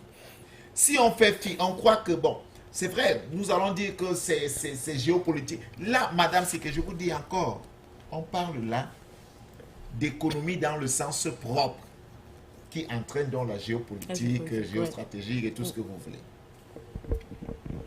Au bout d'1 an, 2 ans, lorsque les résultats, je dis bien très positifs, commenceront à se voir et à se faire ressentir, les autres comprendront que c'est le chemin à suivre. Voilà, merci à vous, cher monsieur. Je pense qu'on fera le dernier tour au standard. Je pense depuis le Ghana, on prend un téléspectateur. Allô? Bonsoir, madame. Bonsoir, bonsoir, monsieur. Bienvenue. Oui, je m'appelle Sia Jérémy. Ma question est ainsi. Maintenant qu'on a un bloc solidaire, le Burkina, le Mali et le Niger, et qu'il y a un problème entre le Mali et l'Algérie, je me pose la question, je voudrais savoir, au cas où le Mali sera attaqué par l'Algérie, est-ce que ces deux pays, le Mali et le Niger et le Burkina, peuvent soutenir le Mali contre l'Algérie en cas où le Mali est attaqué? Voici ma question. Merci beaucoup. C'est nous qui vous remercions, cher monsieur. Merci, monsieur Jérémy, depuis le Ghana et surtout pour cette préoccupation. Avant de caler, on est en train de caler l'autre téléspectateur. Qu'est-ce qu'on fait? Avant peut-être de répondre à l'interrogation du téléspectateur, est-ce qu'on prend l'autre appelant avant de poursuivre ici au plateau? D'accord. Alors, juste quelques secondes pour prendre l'autre appelant, mais en rappelant bien sûr la préoccupation de notre téléspectateur depuis le Ghana. Je pense que d'ailleurs ça rappelle, entre autres, le contenu, les clauses ou les principes qui sont inclus dans la charte de l'Ipacto Gourma. Alors, en cas d'attaque d'un de ces États, que feront les autres? On y reviendra tout à l'heure. On prend un autre téléspectateur depuis le Canada. Bienvenue. Bonsoir. Bonsoir, Manuela Siké. Bonsoir. Oh, comment je suis en joie de vous appeler. Manuela, je vous ai toujours dit que vous êtes une fierté de ce combat panafricain. Parce que vous ne pouvez pas comprendre que les Africains sont heureux aujourd'hui de vous suivre sur le plateau. Votre combat a payé. Je salue tout le panel, je salue le fondateur, l'initiateur, le porteur de ce projet For You Media Afrique. Que Dieu vous bénisse. Manuela, je vous appelle simplement pour vous dire bravo. Pour dire bravo au PDG de For You. Pour dire bravo au docteur qui est sur le plateau avec vous. Parce que nous venons de remporter une grande victoire. Partout, nous les Africains où nous sommes aujourd'hui, nous sommes heureux. Nous sommes très très heureux pour cette bonne nouvelle qui vient de tomber. Mais cette bonne nouvelle n'allait pas tomber sans vous, Manuela. Sans le fondateur, sans le docteur, sans les panafricains, sans les Camerounais surtout. Merci, merci et bon courage. Sachez que nous sommes fiers de vous. Merci à vous. Que Dieu vous bénisse et bonne continuité.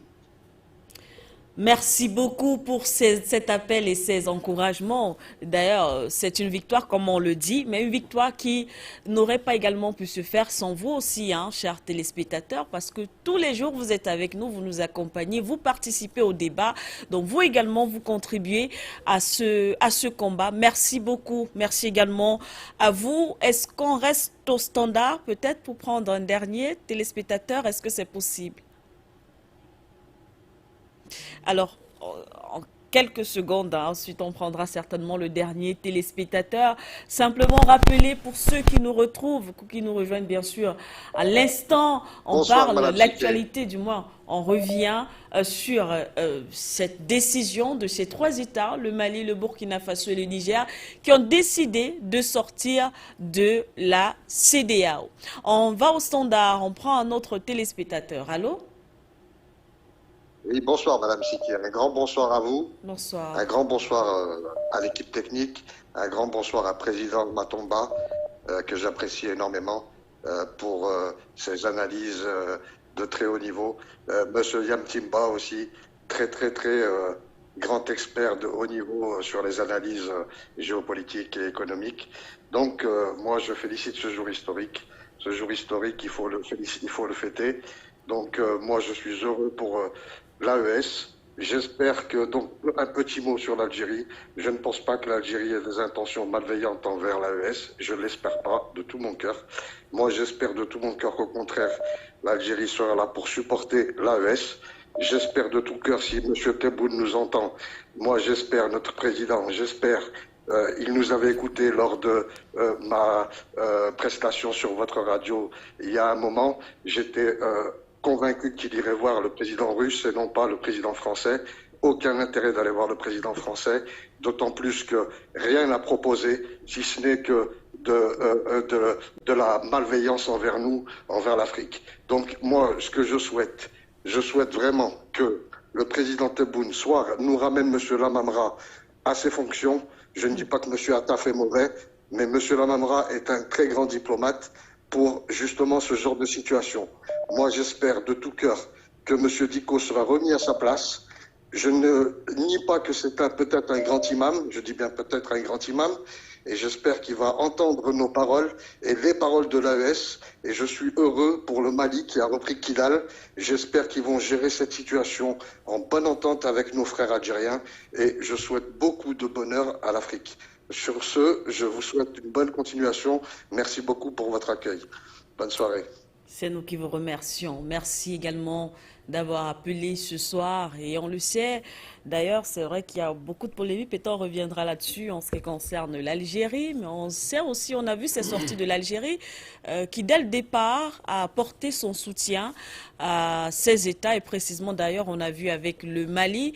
C'est vrai qu'il y a eu l'arrivée de M. Dicko du côté de l'Algérie qui a créé voilà, toutes ces contradiction, si on peut le dire ainsi. Mais en tout cas, je pense que lorsqu'on fera le tour de table pour sortir, on reviendra sur tous ces éléments et toutes ces préoccupations des téléspectateurs. Oh, allô, on reste au standard. Allô, bonsoir. Bonsoir, Emmanuela. Bonsoir. C'est M. Kofi depuis la Côte d'Ivoire. Bienvenue, M. Kofi. Heureuse de vous recevoir. Merci beaucoup. Merci beaucoup, Emmanuela Chique. Bravo pour le combat mené pour l'Afrique. Je voudrais comme ça saluer toute ton équipe, tous tes invités et saluer, comme on appelle, les 3 États qui ont pris la décision de quitter la CEDEAO, c'est-à-dire le Burkina, le Mali et le Niger. Les saluer pour dire que la CEDEAO est créée depuis le Mali. Si on voit que la CEDEAO n'est plus un organe pour les Africains, ou bien pour les Africains de l'Afrique de l'Ouest, et que c'est devenu l'OTAN de l'Occident en Afrique de l'Ouest, il est mieux de quitter. Mais j'aurais souhaité au Mali, le Burkina et le Niger de préparer une armée et libérer le reste de l'Afrique de l'Ouest. Parce que si ils ne sont pas préparés pour libérer l'Afrique de l'Ouest, les autres États de l'Afrique de l'Ouest qui font limite à la mer vont s'armer. L'Occident va venir toujours s'armer avec ceux-là pour détruire le Mali et le Niger. Donc, dès l'instant, puisqu'à l'heure actuelle, le Mali est équipé par rapport à tous les États de l'Afrique de l'Ouest. Donc, le Burkina, le Mali et le Niger se préparent pour libérer le reste de l'Afrique. Mais s'il faut amener une guerre, il faut l'amener pour libérer le reste de l'Afrique de l'Ouest. Parce qu'aujourd'hui, la jeunesse soutient ces 3 États-là. C'est les vieillards seulement qui sont avec l'Occident. Aujourd'hui, ces 3 présidents-là sont jeunes. Nous sommes jeunes. On a leur soutien total. S'ils lancent une opération de libérer l'Afrique de l'Ouest, nous partirons pour s'inscrire. Nous allons partir pour s'inscrire pour libérer l'Afrique de l'Ouest. Donc le Mali et le Burkina, le Niger s'arment et libérer le reste de l'Afrique de l'Ouest. Ça, soyons clairs. Faut pas, ils vont s'amuser avec ça. On salue leur bravoure d'avoir quitté la CEDEAO, d'annoncer qu'ils quittent la CEDEAO. Qu'est-ce qu'il reste? Il reste la monnaie. Il reste la monnaie. Il faut quitter cette France CFA-là et préparer le contre-offensif pour libérer le reste de l'Afrique. Manuela Sike, vraiment, merci. Bonsoir, Afrique Média. Bonsoir, For You TV. Bonsoir à tous ceux qui mènent le combat pour libérer l'Afrique de l'Ouest et l'Afrique tout entière. Manuela Sike, merci. C'est M. Kofi depuis la Côte d'Ivoire. Merci. Merci à vous, Monsieur Kofi, depuis la Côte d'Ivoire. Merci d'être passé par ici ce soir. On ferme le standard en principe. La réalisation. D'accord, on ferme le standard. D'accord, on ferme le standard définitivement et on fait justement le dernier tour de table pour sortir également de cette édition. Dr Yamtimba, à la suite de nos téléspectateurs, des préoccupations, des questions, des craintes. Alors, qu'est-ce qu'on retient et qu'est-ce qu'on peut voilà, peut-être dire pour la suite des événements? Je pense qu'il faut rassurer tous nos compatriotes africains. Ouais. Le dossier algérien est déjà réglé pour le Mali. Je crois que vous avez suivi qu'il a été mis un terme à l'accord d'Alger. En fait, ça tenait à ça et le Mali a réglé ce problème. Ce qui se passe en Afrique de l'Ouest est extraordinaire. Hein. C'est-à-dire que les problèmes existent, on les règle et on passe à autre chose. Et c'est à ça qu'on appelle tous les dirigeants en Afrique. Régler les problèmes, avancer. Ce qui vient de se passer, c'est une leçon. Je ne vais pas de manière générale pour toute l'Afrique, puisque nous sommes à la conclusion. nous avons des organisations parfois inspirées par les Africains eux-mêmes. La CEDEAO est inspirée essentiellement par le combat de Modibo Keïta qui a été repris par les trois généraux, les deux généraux et le lieutenant-colonel qui dirigeaient la Haute-Volta, le Mali et le Niger à l'époque en 1975. Il y a eu une série d'organisations qui ont été créées de cette façon en Afrique. Il y a eu la CEDEAO, il y a eu les organisations comme la CEAC, il y a eu l'UEMOA, le COMESA, la CEMAC. Un peu avant ou un peu après, on a vu par exemple l'UDH devenir CEMAC. Oui. Donc il y a toutes ces organisations qui se sont créées, l'Union du Maghreb arabe. Il y a eu des mouvements d'entrée et sortie, la Mauritanie qui est sortie de la CEDEAO en 2000, qui est revenue comme État associé, demander un contrat en 2017. Mais il reste qu'il y a le Maroc qui essaie d'entrer dans la CEDEAO. Le Maroc également, oui, tout à fait. Mais c'est révélateur de quelque chose. C'est révélateur du fait que toutes ces organisations, pour la plupart, ce sont des satellites atlantistes. Ce sont des satellites atlantistes c'est ce que ces organisations sont devenues. Et c'est Macron qui vient ouvrir le poteau rose en disant « j'ai demandé à la CEDEAO 2 ». Et lorsqu'il l'a dit au cours de ce sommet qui s'est tenu à Accra, je crois que tous les panafricanistes et tous les révolutionnaires, tous ceux qui veulent porter l'idée et le combat d'une Afrique souveraine, pour une Afrique souveraine libre et indépendante et développée, ont très bien vu ce que, depuis des années, nous disions déjà, que ce sont des organisations inféodées à la mouvance, à la dynamique atlantiste qui est portée par les États-Unis.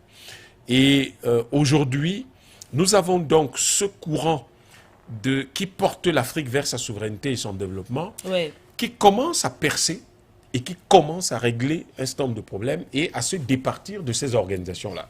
Ce que le Burkina Faso, le Mali et le Niger viennent de faire, c'est tout simplement de dire tout ce qui sera inféodé à l'empire américain ou euro-américain en Afrique, nous ne pourrons plus fonctionner avec.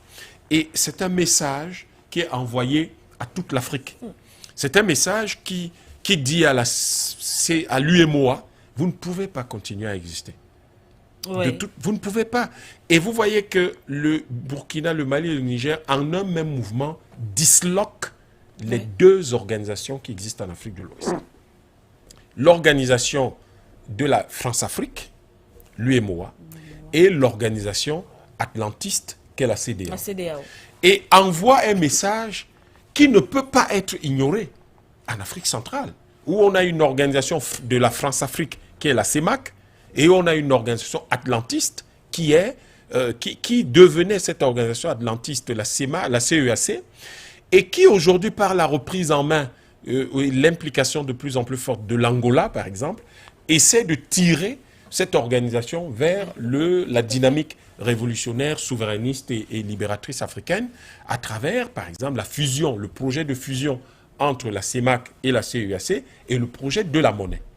Sauf que la question que l'on se pose, c'est est-ce qu'on va faire 40 ans comme le Nigeria, comme la CEDEAO l'a fait avec son projet d'ECO, et à la 39e année, on a vu l'intrusion de la France avec l'ECO Ouattara.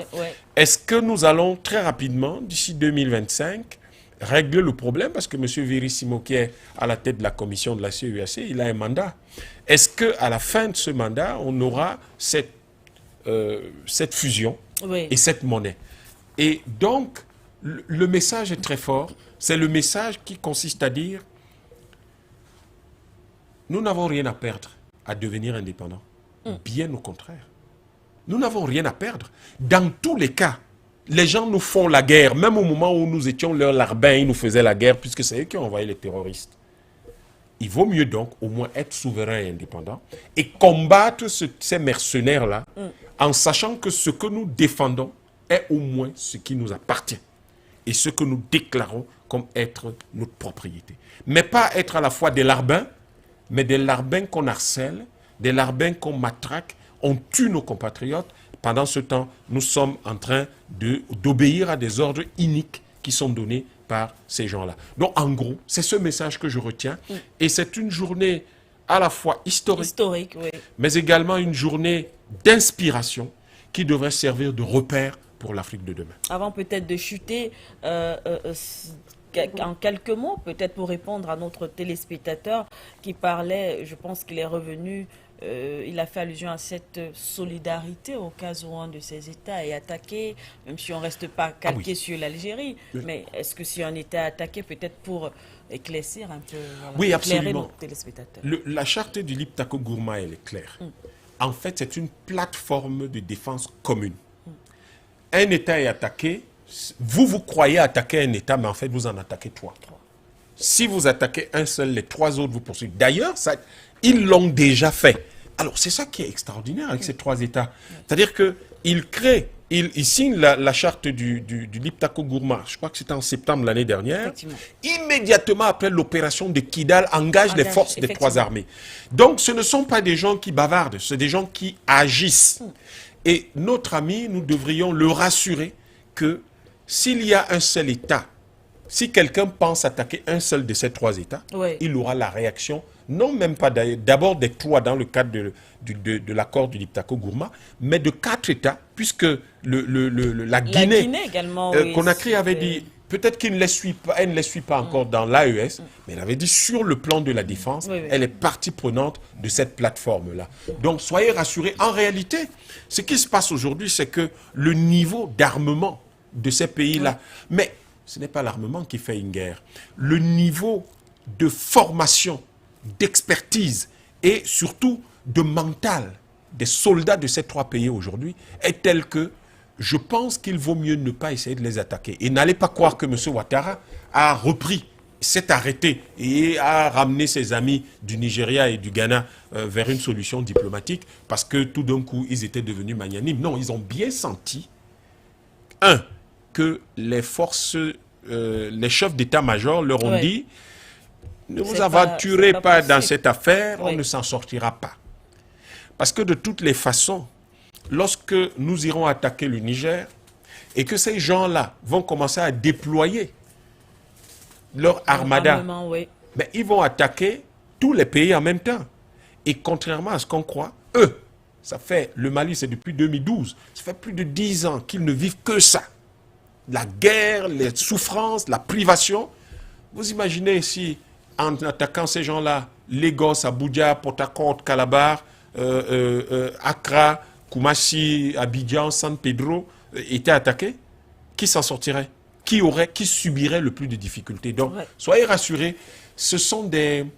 Je n'aime pas dire ce sont des militaires, parce qu'en fait, ils cumulent en eux à la fois la formation de militaires, mais surtout cette attitude de patriote et de nationaliste que nous appelons de tous nos voeux, qui fait la spécificité de ce qu'on appelle le panafricaniste. Merci à vous, Dr Yambin Timba. Président Matomba, on poursuit avec peut-être la conclusion, mais aussi encore les préoccupations des téléspectateurs. C'est vrai qu'on parle de la CEDEAO, c'est Afrique de l'Ouest, mais il y a un téléspectateur qui a fait allusion à notre pays de l'Afrique centrale, le Centrafrique. En fait, simplement, mon interrogation, cette dynamique, puisque tout à l'heure on parlait de contagion, mais est-ce que cette contagion pourrait aller au-delà de l'Afrique de l'Ouest, toucher carrément toute cette Afrique-là, si on s'en tient, si on veut juste rester, peut-être ces pays-là qui utilisent, par exemple, le franc CFA. C'est très possible si les pays arrêtent de se laisser marcher dessus. Parce que vous savez que la manipulation aujourd'hui fait en sorte que la plupart des pays ont peur de ce qu'on appelle association, union.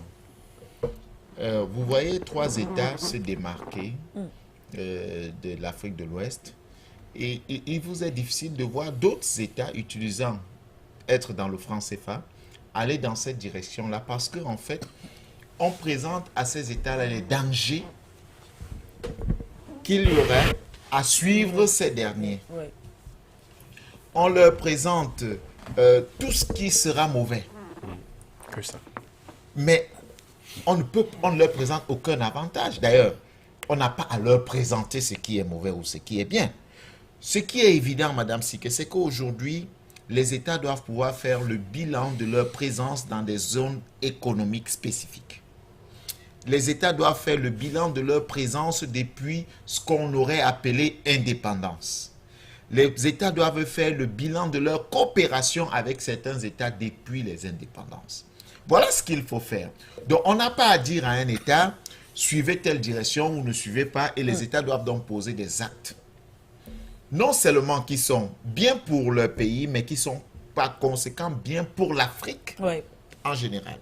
Donc, la contagion ici pourrait se vérifier et se voir à partir du moment où, parce qu'aujourd'hui, Madame Siké, comment est-ce qu'on fait peur à des États? On leur dit, ah, ceux-là ne savent pas où ils vont. Regardez, ils n'ont pas des économistes, ils n'ont pas des projets, ils n'ont pas des... En fait, on dit tout. On veut tout simplement dire que ce sont des militaires, mais ce sont des militaires instruits. Un militaire n'est forcément pas quelqu'un qui n'est pas allé à l'école. Qui n'est pas allé à Sorbonne. Mieux, ce sont des officiers. Mais Madame Siké, qui sont ceux qui ont détruit nos différents pays? Ce sont des politiques. Des gens qui sont parés de diplômes. Qui sont allés à la Sorbonne. Qui sont allés à la Sorbonne, qui ont fait Sciences Po et autres. Ce sont eux qui ont détruit, qui détruisent nos différents pays. Parce qu'en réalité, ils sont dans beaucoup plus de la politique politicienne, au lieu d'être dans du concret. Là, on parle des choses concrètes. Les populations, lorsqu'elles n'ont pas d'eau, c'est du concret. Lorsqu'elles n'ont pas d'électricité, c'est du concret. Lorsqu'elles n'ont pas à manger, c'est du concret. Donc, et il faut apporter des réponses précises à cela. Ce n'est pas en tenant des discours que vous allez répondre aux préoccupations des gens qui n'ont pas à manger ni à boire. Imaginez donc tout cela. Pareil des diplômes qui ont réussi quand même à nous signer des contrats dans lesquels nous sommes complètement perdants et dans lesquels on peut acheter l'uranium du Niger à 4 000 francs. Ouais. Ce sont des gens pareils des diplômes. Ceux qui n'ont pas de diplôme ont dénoncé ce type de contrat. Ceux qui n'ont, n'est-ce pas, qui n'ont aucune logique de gouvernance, de la gouvernance, et qui n'ont pas les moyens pour gouverner, ont dénoncé ce type de contrat. Selon vous, qui est-ce qui serait le plus intelligent ou le plus sage? Donc, l'effet contagion va se vérifier très bientôt, à partir du moment où, je l'ai dit tout à l'heure, après 1 an, 2 ans, on verra les fruits positifs. D'autres comprendront que, tiens, mais pourquoi on nous a fait peur depuis? Mais prenons une simple preuve, Madame Siké. Aujourd'hui, d'une façon ou d'une autre, quand on vous crée ce qu'on appelle le terrorisme dans vos différents pays, celui qui crée, c'est le premier à venir vous dire que je vais vous assister sur le plan logistique, sur le plan du renseignement. Mieux, il dit je vais vous assister militairement pour combattre. Mais après 13 ans, 14 ans, 20 ans pour certains, le terrorisme s'est agrandi. Regardez ce qui s'est passé au Soudan. On a divisé le pays. On a divisé. L'ONU a très vite fait de reconnaître que le Soudan du Sud existe et puis le Soudan. Mais qu'est-ce qu'on demande depuis pour la Palestine? Vous avez vu une sorte de reconnaissance de territoire de l'ONU de ce côté-là? Non. Mais ici, vous avez des hommes qui prennent des armes contre leurs États et on réussit à créer des zones tampons, c'est-à-dire qu'on met des forces d'intervention étrangères au milieu, on demande à l'armée de ne pas avancer et on dit à ces gens, constituer véritablement une véritable armée. Et on vous dit que ce sont des rebelles, c'est des gens qui revendiquent je ne sais quoi, c'est des groupes politico-militaires. C'est des groupes politico-militaires. En fait, on trouve tout, c'est-à-dire qu'il y a des vocables pour embellir, pour présenter ces derniers. Pourtant, en Occident, Madame Siké, si vous prenez ne serait-ce que le couteau, vous êtes considéré comme terroriste et on vous traite comme tel. À plus forte raison, une arme. Mais en Afrique, vous êtes des politico-militaires, vous êtes des rebelles, vous n'êtes pas pour le système et vous voulez voir le système changer. Et puis, il y a des gens quand même qui sont là pour vous applaudir, pour vous accompagner. Donc, c'est pour dire que l'effet mouche, l'effet contagion se verra. C'est un peu comme, Madame Siké, ce que j'ai l'habitude de dire, l'Occident nous a phagocytés parce qu'elle a compris qu'il fallait créer des modèles pour faire croire aux Africains que ce sont ces modèles qui sont les voies de réussite. Regardez par exemple, si aujourd'hui, comme je le disais, dans 1-2 ans, le Mali, le Niger et le Burkina se mettent sur une véritable voie de développement, il faut voir ce qui va se passer dans d'autres pays. Les autres suivront parce qu'ils diront, ah, on a vu là ce qui s'est passé et on va suivre ce chemin. C'est pour cela qu'ils sont combattus et ils seront combattus pour qu'on ne puisse pas voir la réussite de ces pays. Parce qu'il faut éviter la contagion. Parce que dès qu'on voit que ces pays sont sur la bonne voie de réussite, alors on sait que tout de suite les autres suivront. Quand on a pris 1 ou 2 Noirs, on les a brandis, là on dit que voilà les Noirs qui ont réussi parce qu'ils ont étudié dans notre système scolaire. Qu'est-ce que nous tous Africains n'avons pas fait? Nous avons pris tous nos enfants, nous avons envoyés dans le système scolaire. Et après ils viennent vous dire que non, leur système scolaire est attractif.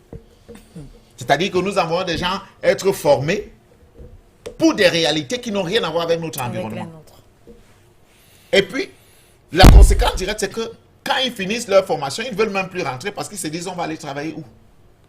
Et puis on les miroite un petit salaire là, ils disent ben, c'est beaucoup mieux ici parce que là-bas si je rentre, je vais toucher 100 000, 200 000, 250 000, donc ça ne vaut pas la peine d'y rentrer. Entre-temps, on a travaillé leur cerveau. Donc voilà des réalités. Ils ont créé des modèles. Nous aujourd'hui, on doit créer des États modèles. Oui. Nous appuyer sur ces États pour dire que voilà, il en existe. Il ne faut pas croire que c'est avec ces trois pays qu'on va commencer. Donc, il en existe. Il y a des pays africains ici qui n'envient, auxquels, lorsque vous y allez, vous n'enviez aucun autre pays. Ils font leur chemin. Ils sont sur la voie du développement. Il y a des pays, vous n'enviez aucun autre en Afrique. Donc, si nous utilisions cela comme référence, parce que c'est ce qui nous manque. Nous avons beaucoup de précipitations à faire des défis qui ne valent pas la peine. Oui. Des comparaisons qui n'ont aucun sens. Quel Africain ne voudrait pas circuler en Afrique librement? Prendre des congés, des vacances en Afrique, aller dans un autre pays librement et circuler? Quel Africain ne se plairait pas à vivre aisément en Afrique, en toute liberté? Quel Africain? Donc, aujourd'hui, nous pouvons beaucoup plus mettre en avant ces pays qui sont, d'une façon ou d'une autre, des modèles de réussite. Mais comme nous le disons encore, cette démocratie occidentale que nous avons embrassée pour nos pays a démontré ses limites et nous devons repenser le mode de gouvernance de nos pays. Voilà que d'autres ont commencé. Essayons de voir si d'autres ne suivront pas. Merci à vous, Président Matomba. C'est avec d'ailleurs ces propos que nous également, on va mettre un terme à cette édition spéciale. Merci également au Dr Yambin Timba d'avoir été avec nous sur ce plateau spécial sur For You Media Africa. Merci à vous, chers téléspectateurs. Vous avez été nombreux à nous suivre. On va revenir certainement sur cette actualité, vous le savez, dans toutes nos éditions. For You Matin, bien sûr, Presse à la Une, le point sur l'actualité, Regard panafricain, vous le savez. On va continuer parce que c'est aussi ça le combat dans nos différentes éditions d'information. Nous y reviendrons avec plus encore d'explications et bien sûr plus d'analyses et plus d'informations. Alors on vous souhaite une très belle soirée en compagnie des programmes de For You Media Africa. À très bientôt.